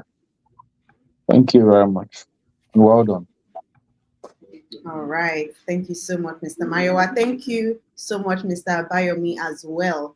So we'll be giving a summary while the judges collate, and give us who our winner is. So, but then I want to go right into the comments. So now we have seen our last team topical test. Who do you think is worthy of the grand prize? Let me know in the comment section. Let us know. So while at it, we'll be giving you a summary of all the teams that have pitched today. Hi, my name is Unta Chidima and I'm from the University of Ibadan. Hi, I am Olaiwola Olaito from the University of Ibadan. So we realized that PAADC was one of the very few platforms that supported Nigerian students innovators, and especially not just growing them to just be innovators, to also be entrepreneurs. And we really love that. Coming from last year's masterclass till now, and now we've passed the masterclass phase, and as I've decided to apply for PAADC this year to gain more knowledge to use and implement into our startup. We are medical students in training, and we've seen the effect of medication non-adherence on patients with chronic disease. More than 70% of medical conditions require drug therapy, in which patients' adherence to their medication is key to their outcomes. So, in Africa, although there has been a lot of technological advancement in other sectors, the health sector in Africa is still very much on the back when it comes to technological innovations. That is why we have brought our innovation to improve medication adherence in patients with chronic diseases. Our journey so far has been nice. It has been really nice, from the design challenge to the masterclass challenge to the finale. And PAADC creates a lot of opportunities for you to learn from experts, and it's a very rare opportunity, and it's been so nice, and we're so grateful to PAADC. Hi, my name is Unta Chidima and I'm from the University of Ibadan.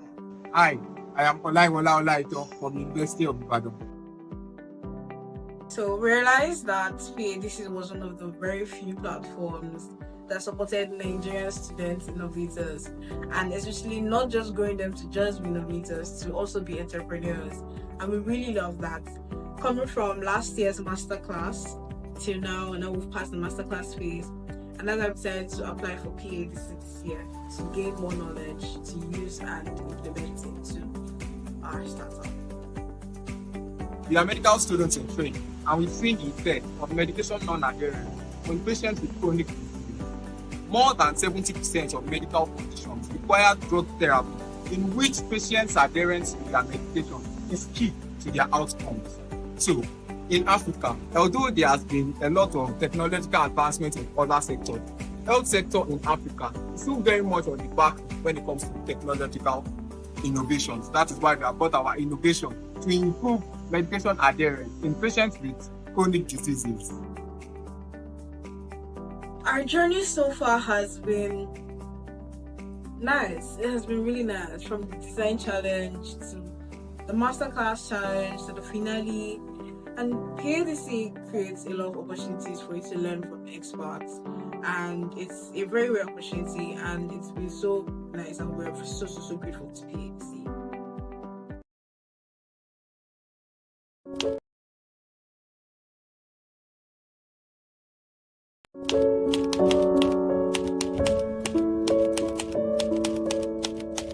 Hi, I'm Emmanuel Ede. Hi, Glory.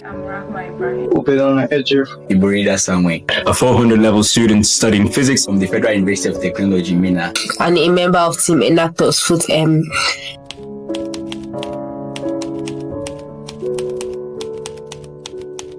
I'm absolutely thrilled to be working with PAADC because it stands for technological and innovative challenges. I'm passionate about innovation and entrepreneurship. Tackling real world problems. Problem solver. Can bring change to my world.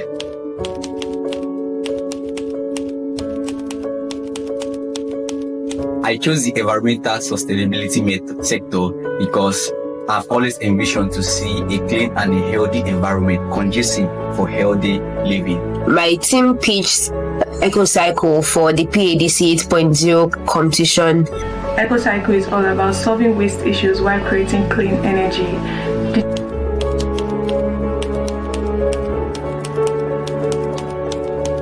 The journey so far has been really exciting and insightful. A mix of fun and hard work. It's not been easy, so thank God we're moving one step at a time. It's been an amazing opportunity for me. Especially the masterclass that we held, who took us through the process of building a business and building a scalable product. Now we've gotten to the finals and we cannot wait to share our project with the rest of the world. I can't wait for where the journey takes us. Recommend to anyone who also wants to bring change to their world to apply for the next round of PAADC competition. Thanks to PAADC for giving us this opportunity. Team Enactors Foot M. Hi PAADC, I am Chantal Onyebuchi, a 500 level veterinary medical student at the University of Ibadan. Hi, I'm Mulishola Shomewa, a 500 level medicine and surgery student at the University of Ibadan and also the team lead here at Varsity Edge. Varsity Edge is an edtech startup that uses AI to prepare and guide students on the admission journey. We applied for PAADC as we were seeking mentorship and funding to help expand our startup. Our focus is on the educational sector as we have identified gaps that prevent students from achieving their dreams. Having experienced admission struggles firsthand, we decided to solve this problem so that other students on the admission journey will not face the same challenges. We're seeking mentorship and funding to scale our startup from University of Ibadan to other universities in Nigeria, transforming hundreds of thousands of dreams to reality. So the journey has been quite fun for us, from the application stage to the design submission to the master classes to the pre-pitch, which was quite intense. Very intense. And now a selected participant of the grand finale. During the master class, we learned about branding and designs. We learned about business model Canva, and we also learned the tips and strategies to fundraise and also meet with investors.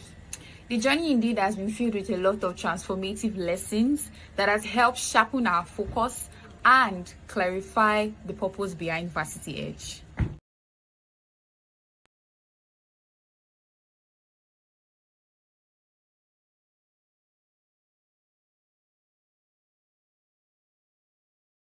Hello, my name is Abdullahi Karima Ayomidi. I'm a fourth-year medical student at Ahmed Bello University, Zaria, Nigeria, and I'm the team lead for Team Repro Create. I'm Awal Adirubi, a sixth-year medical student of the University of Ilorin, and I am a member of the Repro Create team. My name is Deborah Ojo. I'm a fifth-year medicine and surgery student at the College of Medicine, University of Lagos. I am a member of the team Repro Create. Thanks a lot from Team Level Creates. I'm a top of the young man that was just students. I'm blessed done. Repro Create is an idea that is based on sexual and reproductive health and rights. Nigeria, the giant of Africa, accounts for one of the world's highest incidences of maternal mortality. And our project idea is based on reducing the prevalence of maternal mortality by increasing access to contraceptive prevalence use. Our idea is focused on the health sector, and it is aimed at alleviating maternal mortality in Nigeria. And our idea is centered around sexual and reproductive health and rights, which is aimed at alleviating and reducing the rates of maternal mortality in Nigeria. Our idea is focused on alleviating maternal mortality in Nigeria. My team and I decided to apply for the PAADC because it provides a platform for university students to work on and present their innovative solutions that are addressing social issues while learning from industry experts. We chose the PAADC because it provides opportunity for innovative ideas by undergraduates to be upskilled. We chose to join the Professor Ayodele Awojobi Design Competition because it provides a platform to upskill innovative ideas by undergraduates. We chose to apply at PAADC because it's an innovative way that encourages and helps undergraduates to scale their ideas in this medium. So far, so good. The competition has been going really well.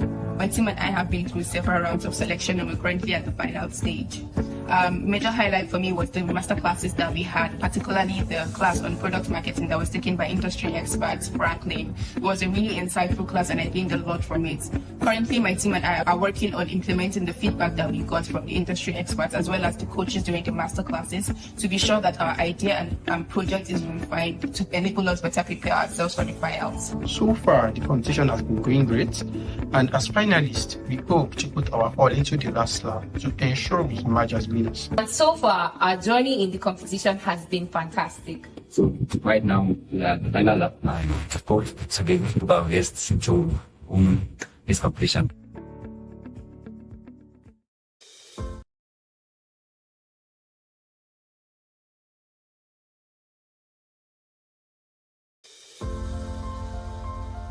My name is Odole Abayomi, and this is and we are from Team Topical Test. We are so happy joining this competition. We chose EdTech because it is our passion. I want to make education very accessible for Nigerian secondary school students. So if I were to describe the experience in this program, I would say transformative. Because I personally have learned so much. I've been challenged with my teammates. My mindset has been improved, has been renewed about how exactly to scale this business to a global startup, making more revenues and also improving our brand as a company to do more, especially by other startups also in the program. There have been so much challenge to make more impact and make education accessible for all. Thank you, PAADC, for this great opportunity. We are happy to be a part of the team. Thank you. Hello there. Here are 6 easy steps to check your NIN status, update your NIN details, and link your NIN yourself. 1. Visit nin.mtn.ng on your browser. 2. Click on the Link Your NIN icon. 3. Before you proceed, submit your phone number and email address to confirm your NIN linkage status. 4. Enter the OTP sent to your number and email address. 5. Also enter your NIN. 6. Submit your request. Just like that, your NIN is now connected, and you can keep enjoying your connection with friends and family. You can also link your NIN via *996# and follow the prompt to link now. Still having issues linking your NIN after trying these steps? Then visit any MTN office near you for assistance today.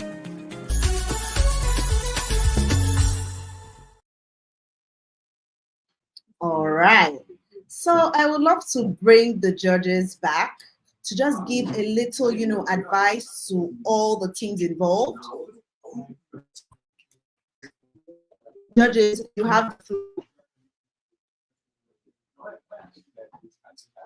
Judges, you have the floor. We would love you to, drop a little comment on all the pitches to all the teams involved today.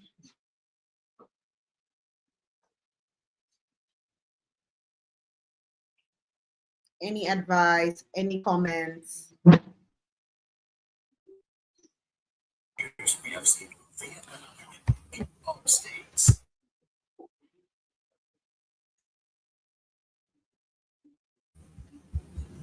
Okay, I would love to thank um, the organizers of this event for doing this and also getting us invited. I mean, the likes of Femi, Mayowa, Gbemisola, and I is something we support. We need to do more of this. I hope this continues. It's not about starting, but being consistent. And also creating platforms where most of those who have been watching, like you see the comment section, could get inspired to actually, bring their own ideas and see that it is possible. Okay, I would love this to continue. And then what I would love to add is beyond this, everybody here are winners. Both those who don't carry the award or whatever, and I would love them to also. This is just one platform. Okay, we have platforms like LinkedIn today. We have platforms like even Instagram. We have platforms like Quora and so many other platforms. Go beyond this and put your stuff out there, right? Everything is all about positioning. How you position yourself is how you attract opportunities. Okay, so for those who might not come first, it doesn't mean it has ended. Pick out the tips from each and every one of us. Follow some of us online for those who are online. People like me, you can actually see what I put out there every week on LinkedIn, and you would actually, network, connect, meet with people. There might be people who want to invest, in what you're doing. Another thing is that I noticed today is most of these ideas were there was no much analysis, SWOT analysis when it comes to those who are already in the space, competitors. It was just about me bringing this in, but not much job was done with actually knowing what the target audience needs, not what they want. The difference between wants and needs. Okay, so if they can actually focus more on the target audience, know what they need at the moment, not tomorrow, at the moment, and also look at the angle of the people who are already in the space. I didn't get much info on the competitors, what they are doing at the moment, how they are different from them, what makes a competitor special, what are they doing, because this brings differentiation. If you want to compete with them in their strengths, then you are going to fail. But when you have competitors and you figure out how you could differentiate yourself, there's always something that differentiates you, even if it's just one thing. Build on that one thing. As you keep going and build trust with your target audience, gradually you keep on bringing up other sectors, other things you want to bring in. So I think these are a little bit of things, the business angle to things. Always think of the business angle behind that product you are creating. The product is beautiful, but it's about the people, not about yourself. So that's what I'm just gonna say about my experience today with most of the contestants. Thank you. Thank you so much, Mr. Awa. Thank you for that invaluable comment. Even to the people that pitched today and even the audience, I'm sure they have something very, very, precious to take home today. Thank you so much, Mr. Awa. Does anybody else have any comments to chip in? Mr. Femi, Mr. Mayowa, and Mrs. Gemisola, we would really love to hear from you. Yeah. Can you hear me? Yes, I sure can. All right, great. Just want to ride on what Mr. Awa mentioned. Thank you so much for the opportunity to be a judge. I mean, taking through our assignment today, I know we're going to determine somebody's fate. And then I don't take that lightly because I'm sure these guys are hungry and they want to win. Not to say the less, the fact is all of you guys are winners. If I go back history to look at At when I was at your age, and I'm not trying to say I'm very, very old like that. It takes a lot of guts to come out and say I want to do business and I want to capture a niche market or a big market or what have you. Step forward, defend your dream, and make it a reality. It takes a lot of guts. I just want to encourage you that this is not the end of the road, even if you do not win. There just has to be one winner today. You guys have done great work. You've done great research. There's just room for improvement. And take this as a lesson. Build on what you already built. Research. Find mentors. I'm sure the judges here, Femi, myself, Awa, and Bemi, sure they can create time to say, okay, I can mentor you and etc. Because what it does for you is you're giving you, I'm shrinking the years that you're going to learn. You're going to spend 10 years in market learning. I can give you one information that can just save you that headache. So it's very great to have mentorship. Very, very important for building businesses. So thank you. Congratulations to the winner. I don't know yet. And for those that do not win, yours will come. Keep striving, keep pushing. You will make it. I'm very sure you will make it. It's all about passion. Thank you very much. Thank you so much, Mr. Mayowa. Thank you for that. Mr. Femi, do you have anything to say before we? Yeah. I mean, I'll jump on from where I went and Mayowa stopped. I don't think what's most important is winning a competition. I think what's more important is winning in the market. And I'll tell you from experience at the CC Hub, our most successful startup didn't win in the hackathon where they were built. They actually came third. The guys who won, no one knows them because they never launched. No one knows them anymore. But the guys who took persistence from the experience and went on to push, and you may have heard of them, Budget, was built out of a hackathon because they decided to persist with their idea beyond, take the lessons and go out and work on it. It's the same for you guys. It's not who wins in the competition, it's who wins in the market. Professor Awojobi was a virtuoso of an innovator. And his life, if you don't know about him, find out more, was spotting problems and creating solutions on the fly to the problems. He was a medical doctor who built lots of medical devices using local fabrication. Because for him, we can't be struggling and I need a dialysis machine and we can't afford it. Then let's build it. And I think that's the spirit that this competition is about. And I think it's a spirit that you guys need to carry into whatever you do beyond. Something else to also notice, it's not the first one, oftentimes, that is the one that succeeds. I mean, it's not the first startup you do. So take it also as school fees and part of your education. You try some things will work, some things will not work. The important thing is that you can reflect, get the lessons out of it, and the next time you do it better. You have interesting ideas. Some of them are ready for the market. Some of them are too early.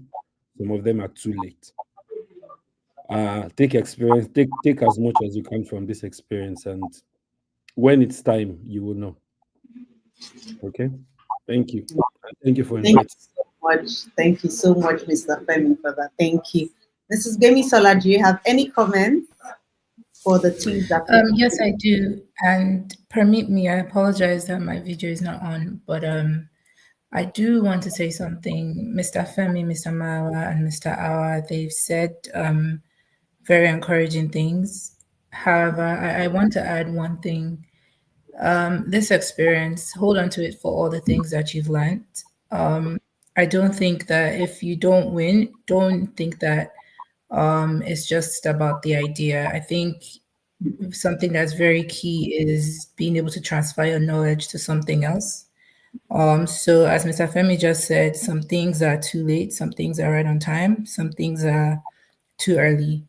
If you can take everything that you've learned and apply it to another idea, what I'm trying to say is don't shut down other ideas that may come just because you've bought so deeply into this one that you're not able to open your mind up to other things. So that's all I have to say is I know that a lot of work has gone into the ideas that have been pitched today, but that will not be your only idea, even if it doesn't win. So you will have a lot more, and then just apply everything that you've learned. This experience is everything that you've learned, and hold on to that a lot more than just keying it and finalizing and padlocking and saying, if this idea does not work, it must be this one. It doesn't have to be, and that doesn't make you any less of a winner in any way, shape, or form. If this one doesn't work, the next one will work, but take those lessons and reapply them. That's all I have to say. Thank you so much, Mrs. Bemisola. Thank you. I mean, coming out top 5 out of 156 application is a win. It's a win. Thank you so much. That's one thing the PAADC brings, the spirit it brings. It gets us all pumped up to, spot problems, deliver solutions. And also, like Mr. Awa said about, bringing the entrepreneurial spirit into everything that we are doing, thinking of the end user in mind always. Thank you so much, judges, for that wonderful, wonderful, contributions. Thank you so much. This competition would be nothing without our sponsors. Thank you so much, Consonant Investment Management. Thank you so, so much. This is a sponsor that sponsored last year, is a recurring sponsor. Thank you so much, Kawai Technologies Limited. Thank you, LSETF, which is the Lagos State Employment Trust Fund. Thank you, TIS Unilag, the Investment Society Unilag. Thank you, MTN, and also a major thank you to Senator Ganiyu Solomon, Mr. Otumba Akimbo, and PAADC well-wishers, Engineer Faluyi. Thank you so much. This event, this competition will be nothing without you. So I want to know again, I want the comment section bubbling. Who do you think is going home with our grand prize? Like I said, that's one spirit that the PAADC competition continually brings. If you aren't here, you totally missed. The people who aren't here, they have definitely missed. So let me see in the comment section, who do you think is going to walk home with the grand prize today? Who do you think? And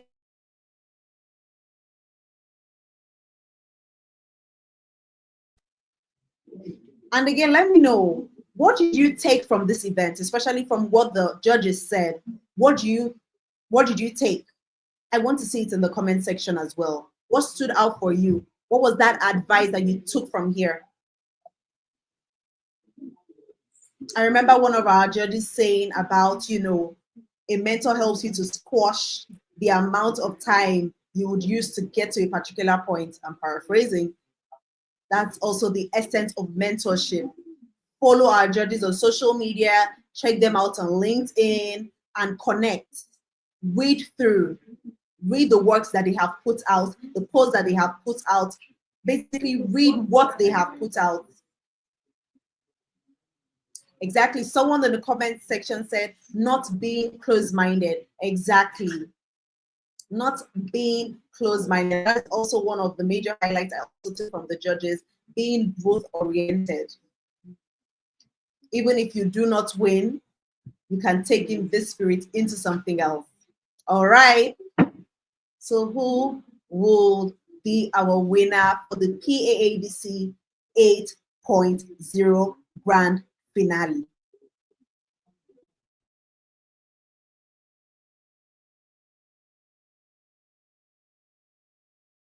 we have about 10.5 million out-of-school children for Nigeria.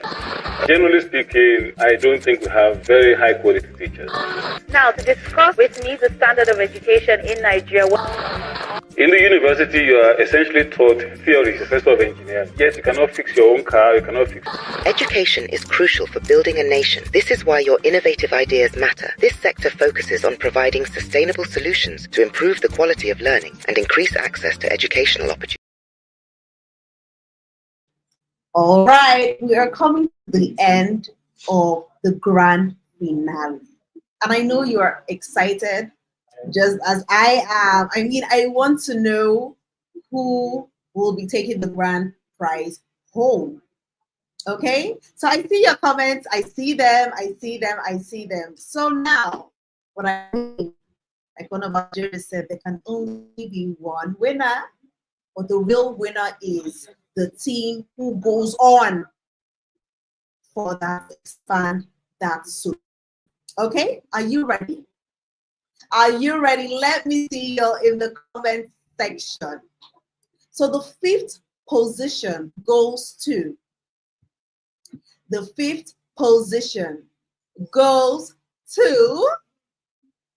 Team Enactus. Let me see your trumpet. Let me see your smile in the comment section. Team Enactus. The fifth position goes to Team Enactus. Team Enactus. All right. The fourth position goes to, guess quickly. Our fourth position goes to Team Topical Test. Team Topical Test. Get ready. Your representatives on. Let your representative stay active because they would come on to give, their talk. The judges will also, congratulate them. Our third winner for PAADC 8.0 Grand Finale goes to Team Varsity Edge. Please, a round of applause for them in the comments. It has not been easy. Like one of our judges said, coming out alone to pitch is not an easy feat. If it was so easy, so many of us will be here. Congratulations to the teams that pitched today. The second runner-up goes to Team Varsity Edge.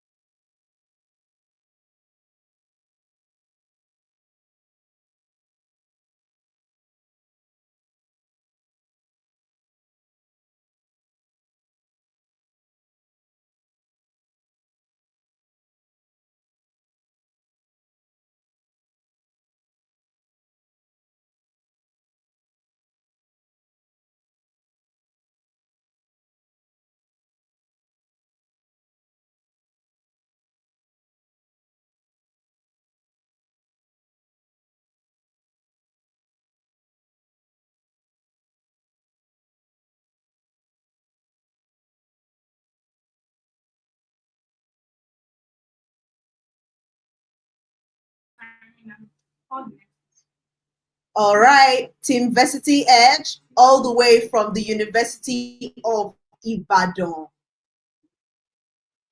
You have the floor. Okay. Team Varsity Edge. So the first runner-up of the PAADC 8.0 Grand Finale goes to, who do you think? Who do you think is going to go with that prize?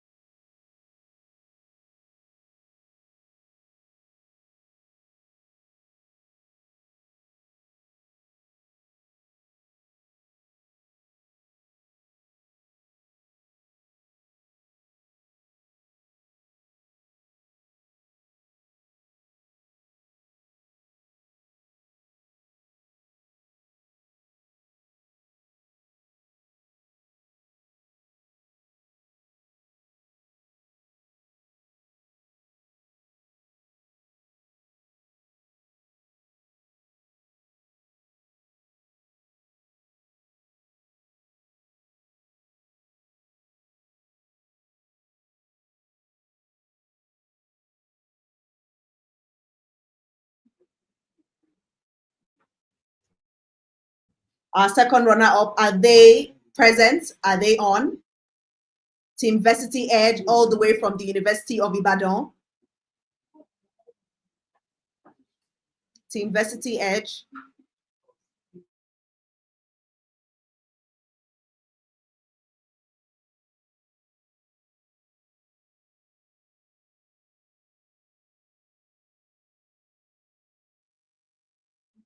All right, we'll be moving right to the winner of this grand finale. The winner. Like one of our judges said, there can only be one winner. And so the team that will be going home with our grand prize today is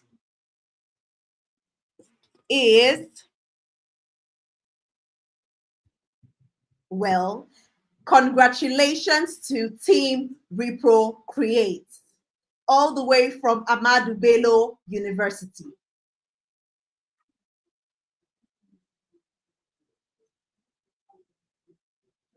The winner for the grand finale PAADC 8.0 is Team Repro Create. A round of applause.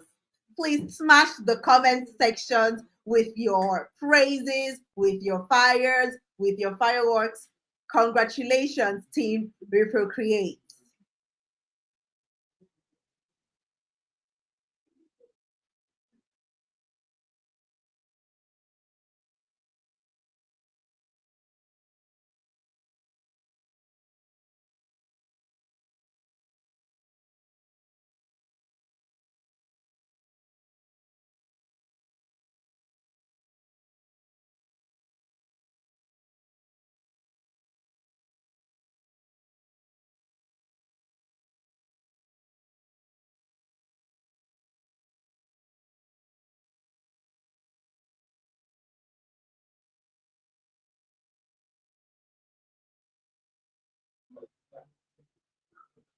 Congratulations to Team Repro Create, all the way from Ahmadu Bello University. Team Repro Create, you have the floor. Congratulations, Karimat. How do you feel? Not to sound cliche, it feels surreal because we've been on this idea since December 2023, and it hasn't been easy. We first participated in the hackathon organized by the Federal Ministry of Health in collaboration with UNFPA in Lagos, and we didn't win. So we just, instead of just putting our ideas to the side, we decided to work on the feedback that we got from the judges and just, make it better. We applied for a grant. it ended up being a scam, but we still kept on pushing, despite the fact that over 60% of our team members are made up of medical students that are really, really busy with schoolwork and everything. But somehow we made it work. So I'm really grateful to my team members. I don't think I would have done this without them, especially because we were 2 team leads. The other person stepped down and they trusted me to lead the team, even though I think I'm the youngest. So this is for my team. I also want to appreciate my friends, my family, for their support. There are times when, I just thought of giving up, but, they thought that this was an idea that could be, brought to fruition. And I'm glad that with their help and support, I didn't give up. I'd also like to thank my mentors, Mr. Adiola and Dr. Banaru, as well as the mentors we had from the Investment Society Lagos. They were really, really helpful, especially in pointing out areas that, we neglected. One of those areas was, in terms of our financial projections, the money aspect. They were really incredible. I'm really grateful for them. With regards to the masterclass, I'd like to shout Franklin. He took the masterclass, and that was the class that stood out for me most. So I'm really grateful to everybody, as well as the judges, for your helpful insight. We're going to take them into, practice and look out for reprocreate. So we hope that when we launch, you'd be one of the first people to, join our wait list and download our app. Thank you very much, everyone. Thank you so much, Karima. So, judges, you have the floor. Do you have a word for our winner for today? Can I sing for you? Yeah. Congratulations, Ayomide. One thing that I actually picked, that is your, that is your strength, is how you presented, your pitch today. You speak so well, and you are bold. It's not just about the message, it's how you pass the message, and you did that well today. And I also saw the way you were actually putting down, the notes from, each and every one of us. I saw that. Don't worry, I see everything, and I wish you the best. I'm always here. I'm always around. I'm on LinkedIn. You can send the connection request. I know I've exceeded it, but I'm gonna delete 2 people today, just because of you. So send me a connection request, and I'm gonna accept that. And yeah, I would love to see where you go from here. Thank Congrats. you very much. Thank you. Thank you, Mr. Awa. Okay, Mr. Mayowa, the floor is yours. Congratulations, Ayomide. I know how it feels like to get your first win, but it is a stepping stone to a lot of wins that is to come. It's just a testament to your belief and pushing that this dream is valid. I like that the fact that you mentioned all the people that have supported it. It's a lonely journey sometimes. Starting your own business can be lonely, ups and downs. Sometimes you don't even know where the next revenue is coming from. But congratulations, you've done well. I like your boldness. I like the way you explained the dream. It was very clear. I like the way you answered the questions. You have a lot inside of you that you don't even have. You haven't even used. So trust me, the sky is more than the limit. Congratulations, and keep making that impact. Well done. Thank you very much. So again, congratulations to you and your team. Congratulations to MedHerence as well, the other teams. I think congratulations also sounds ironic because the work is actually starting. It's going to get tough. It's going to get tough. Enjoy this win, but understand that this win is because there's a spark in what you presented that we see. So it's now up to you guys to actually bring it to life. There's lots of support that you're already leveraging. There's lots of support that you can still leverage. Keep at it, particularly in those times when it's going to get hard. This is a win. There'll still be more fails in the future. Don't let the fails overshadow the wins, but also don't let the wins also cloud you from the fact that tough times will still come. But what you're working on is something that the world needs, something that Nigerians need. And I look forward to seeing how you guys crush it. Thank you very much, sir.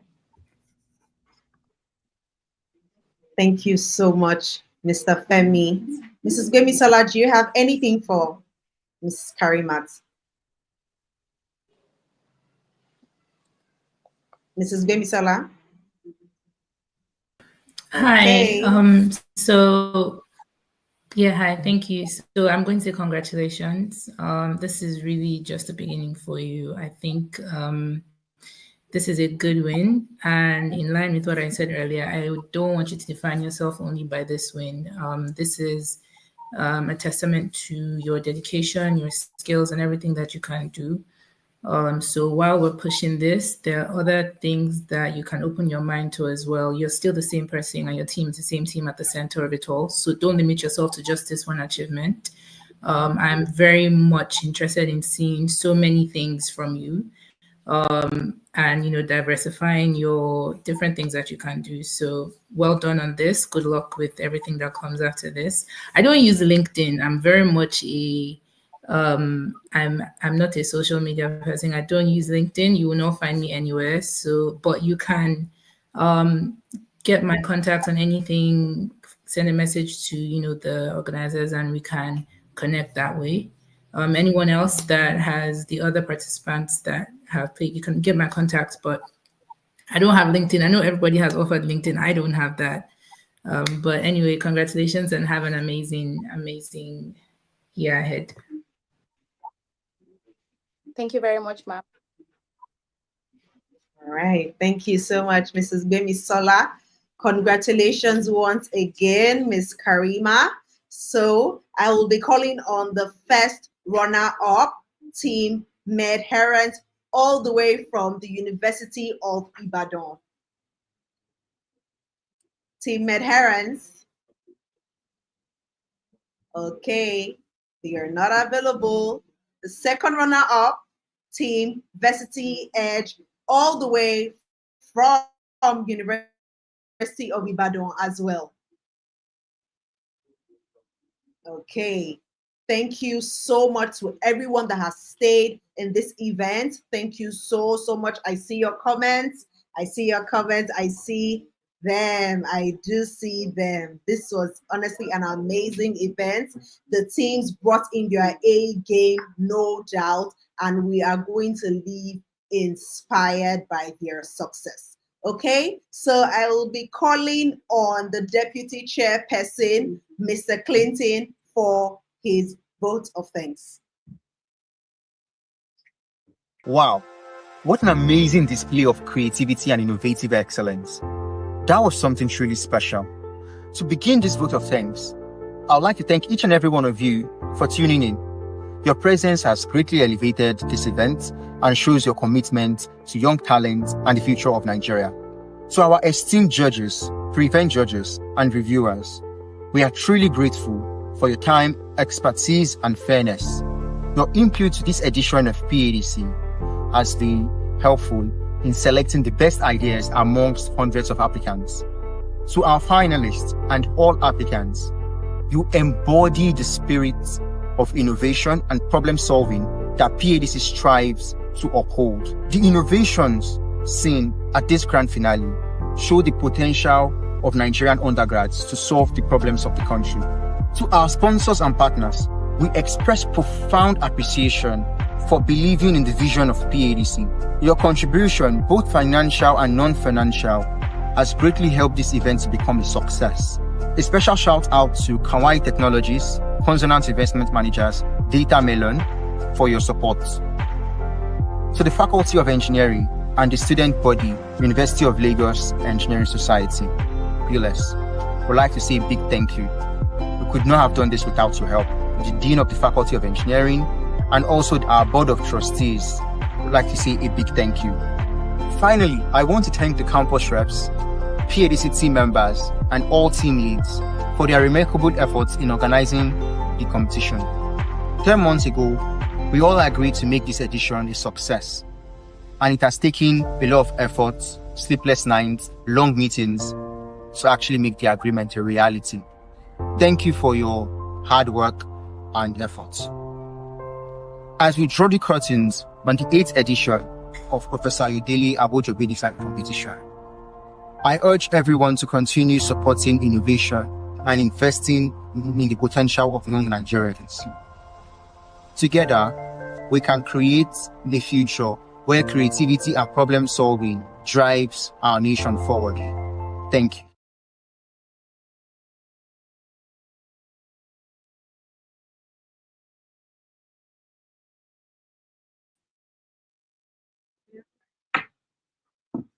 All right, we have come to the end of the 8th edition of the Professor Ayodele Awojobi Design Competition, the 8th edition. Thank you, everyone. Thank you to our judges for your time, for your immense support. Thank you so much. Thank you so much again to our sponsors and to, my PAADC well-wishers and to everyone who attended this event. Let's always be a creative disruptor.